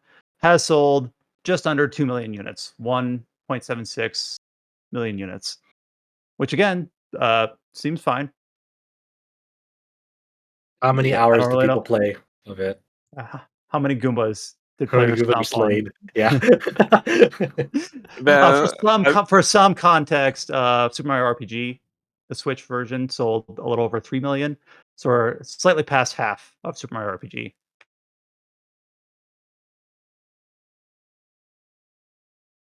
And with that, we'll go into some dates just to close out the podcast. Available now on Switch. This one was surprising to me when I read the headline, but Broken Roads, the game that was originally supposed to release last year, got panic delayed into I think April of this year, released and wasn't in a great state, is now available on Nintendo Switch. I Yep. almost feel like I can't speak to more on this because even by the time that I reported on Broken Roads in the podcast back in April, they had already like overhauled like how level up works. Like so like Yeah, they put, like the June update, like now character like you can set it so you can manually set like the skill points of like your character companions as of like the June update or something like that. And I looked at the blog post, but then like the weirdest part of like the June blog post on Steam for it was like we hired like these two narrative consultants to like help us like fix the story or something. I'm like, wait a minute, did this game come out already? Yeah, shouldn't you do this before the game comes out? Yeah. I showed this to Adam, and he was like, "Hold on." I think I said I'm genuinely confused. Did they just hire these people, or is this from like 2 years ago? Nope. you can fix the story after that long in development. well, the thing is I beat this game literally in one sitting. It was one very long sitting. That was probably not a good idea. It was something like 10 or 11 hours, but I beat it in one sitting. And the thing is that short games are fine, but this game, it just felt like there wasn't enough meat on its bones. Like, by the time you really felt like it got going, it was over. It just felt very thin. So I don't know if they're planning to add stuff. And I remember one of the complaints that I shouldn't say complaints, criticisms that I had early on is that you got to like level 7 out of 12 just purely through dialogue early in the game because there like was barely any combat. Which again, if the game was designed around that, that would be fine. But like you would be putting points into like abilities and stats that are combat focused, and then not using any of it because there wasn't any. It just felt like the systems didn't mesh. Like because you can have your Disco Elysiums or your combat light games as long as the framework around them works. But in Broken Roads, it just didn't seem like it was well aligned. So obviously, I've not played the game since it's been updated. Clearly, they're taking a pass at either adding or modifying the story that's there. So basically, it's a different game now, and probably will be a different game in 6 months than it was earlier this year. But it's available on all the consoles now, including PC and Switch. So obviously, never want any game to fail. So hopefully, they are end up, succeeding in their endeavors and refreshing the game, whether that's a writing pass or balance pass or tweaking the mechanics. However they see this set that out. Also available now. We could have talked about this earlier, but I don't think we actually brought it up. But there is now a playable demo for the upcoming Visions of Mana. Yeah, I played It's this demo for like a little over an hour. It basically has Val, Karina, and Morley like go through this like icy region at first, teaching you like the mechanics of the game until you get to like a wider field where you get the I forgot the name of the mounts where they're pools or something, picules. Um, and then like there's no carryover save data to the full game. You just got the like bonus weapons or something for the characters as a thank you for playing the demo. It's I don't know, it's kind of weird. Like I feel like combat is it's like deliberately slow, which is like fine, but then like the you really need to make use of like the dash button to kind of liven up the pace of combat. The class and skill system is like it's okay, like because like you're passing around elemental vessels to switch up the classes of your characters, and then you can gain like a currency from like level up, like these elemental points to gain new abilities and skills on each of like the unique classes that the characters have. But I think that there's just like so many odd design decisions that I obviously it's too late to kind of rectify them. But for example, when you're dashing and you jump, you lose all momentum on the jump, so it just feels kind of bad to jump at That's all. weird. That's a weird jump. Is it like Trials of Mana jump where you're just kind of going vertical with no momentum, moving speed? Is that how You just any momentum that you have, like it just like for it just goes full stop as soon as like you press the jump button. So like you just kind of just go vertical. You can like double jump, I think, but like the only way like you make it feel somewhat good is like you can air dash, multiple times during a jump until you like touch the ground, which is okay. The PQ mount system is sort of weird of the way it interacts with enemies. Like for example, like when you like run into like an enemy on that mount, the enemy will receive a small amount of damage, but will immediately regain all of it. Like it'll just recover itself all of it because if there's no way to actually like kill enemies while on that mount. I guess it's just trying to encourage you to like, hey, if you want to defeat this enemy, dismount and to beat it up. So it's just like there's really no point to like running over enemies or interacting with enemies at all while you're on that mount because they'll just regain all that damage that you deal with them immediately. I think there's just weird design decisions about it. But like not necessarily like that it's like gonna be bad or anything. But it's just like as a first taste of like gameplay, I don't know if it lands well with most people. Like for me, I can like understand it's like okay, like I might like try the full game because I think while like there are like these weird design decisions, the general flow of a combat and the visuals are like they're charming enough that like I kind of expect it out of Mana. But for people who've never engaged with Mana before, I think they'll want something a bit more snappy. They just need to bring a character using a lasso and the Havoc engine or something. That's right. Yeah. Oh no, don't be done about it. Shit, it's the worst. So like I mean like people will be like say for example like Zenless Zone Zero for example has like very snappy, responsive, fast-paced action combat, and Visions of Mana is nothing like that at all. So like for people who like might be comparing it to that game, which they can play for free, they're like I don't know, I have to pay money for this. This is Square Enix's next game coming out. I don't know.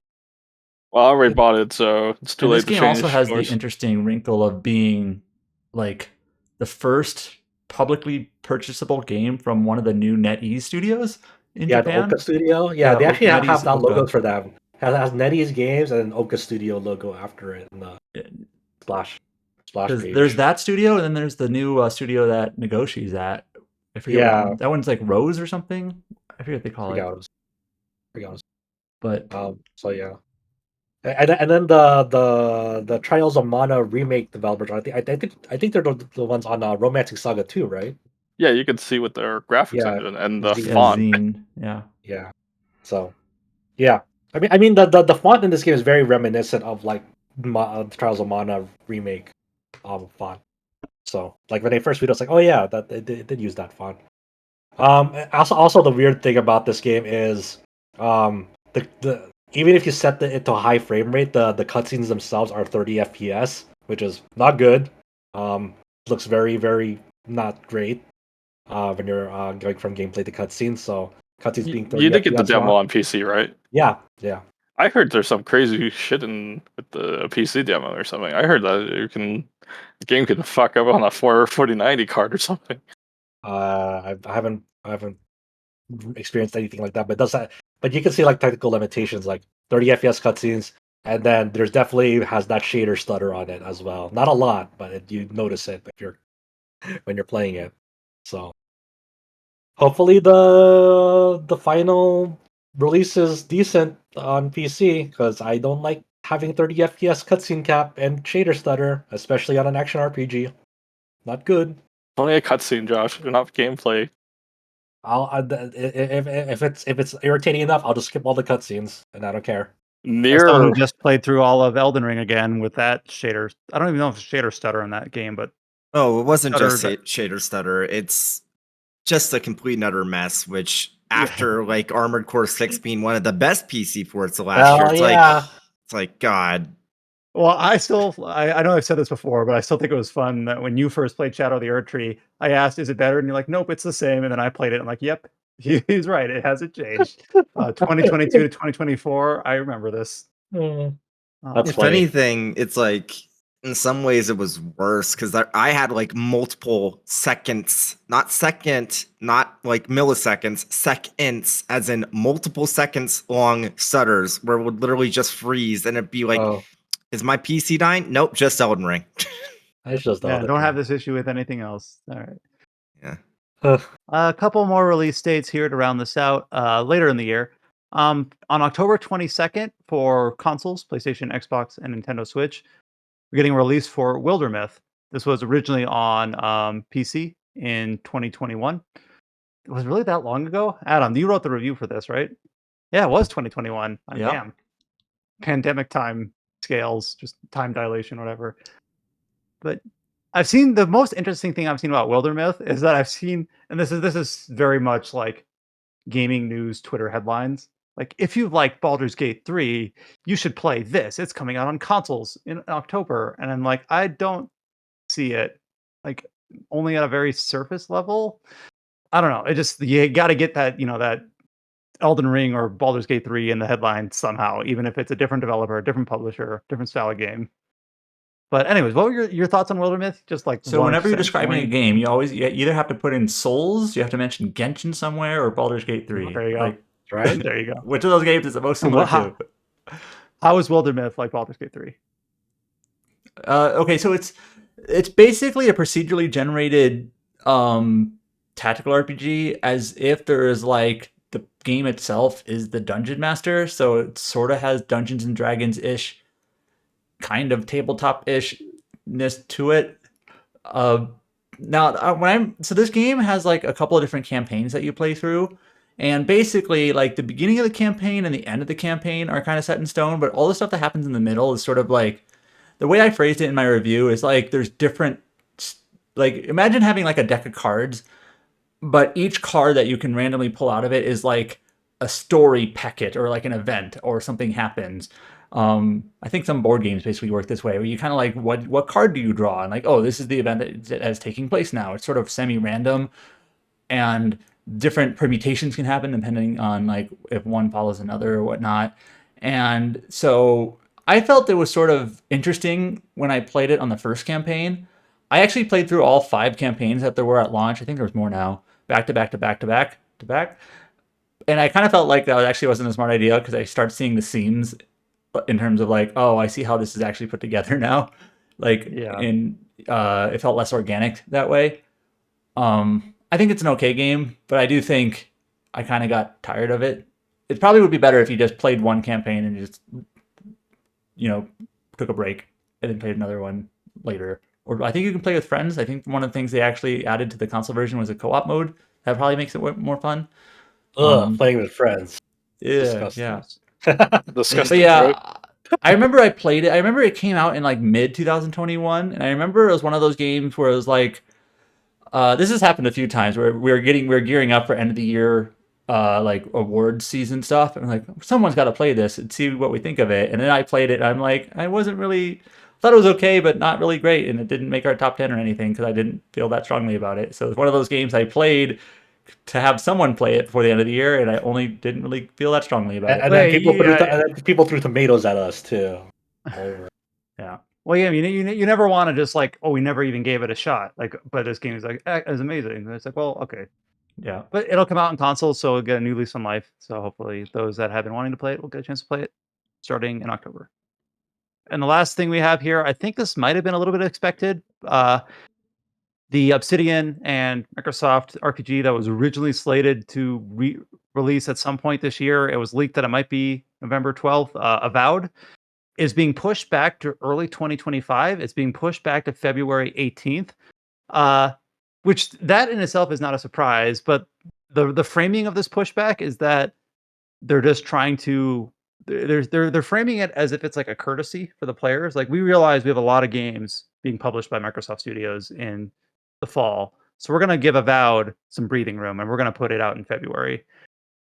Which, I'm not saying they're lying. It's just like, I don't think I've ever seen that quite delivered that way, at least so candidly.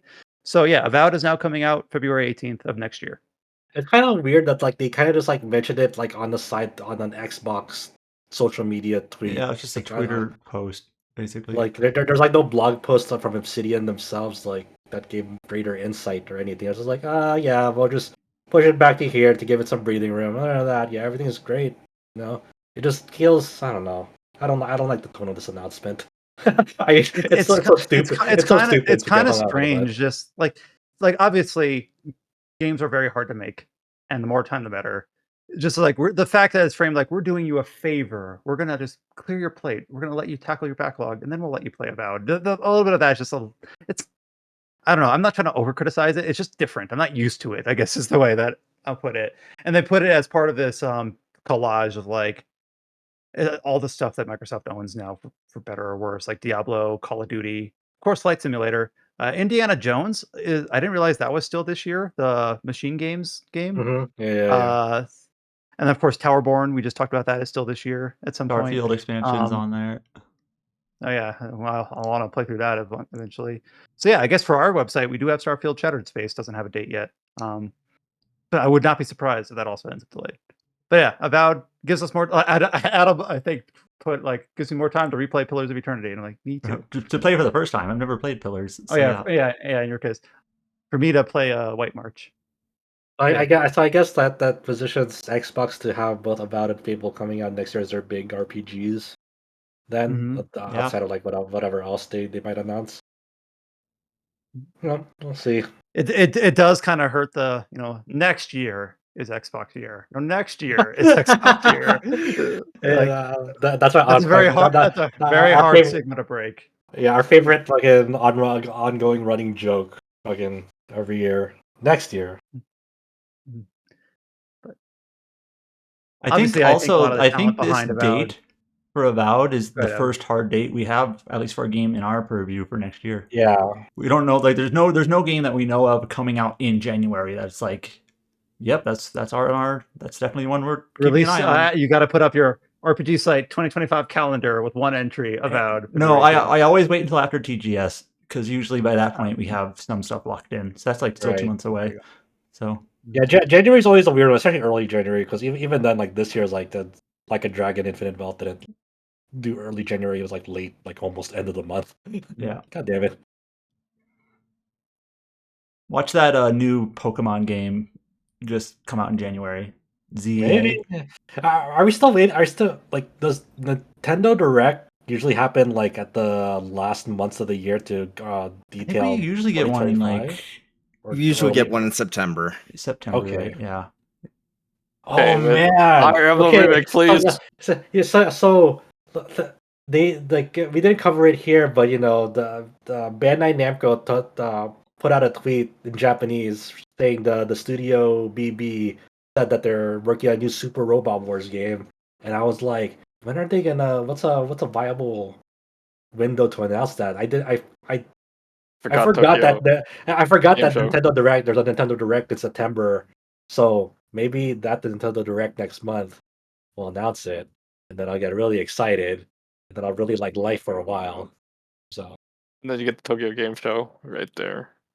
I don't know if that. I mean, they usually don't have gameplay demos of SRWs. Tokyo Game Show. What else has BB Studio done? I remember there was something else that like it was surprising to me. Like, oh, the Super Robot Wars guys do also this. What was it? Oh, I mean, they made a lot of Super Robot Wars games, and that's all that dominates my mind. So I can't think of anything. Oh yeah, they did the Dragon Quest X offline version. I forgot about that. That was what I was thinking of. Yeah, I remember when we did that offline version, which was never localized. Like I remember when that was coming out. Like, wait, the Super Robot guys are making this? Okay. I think that recently got a release somewhere. I think it was Southeast Asia or something for like for other different Asian languages. I think like a Korea Chinese version maybe. Like I saw it passing by when someone an acquaintance of mine who lives over there like said, "Oh, this got released in my region, supporting these languages."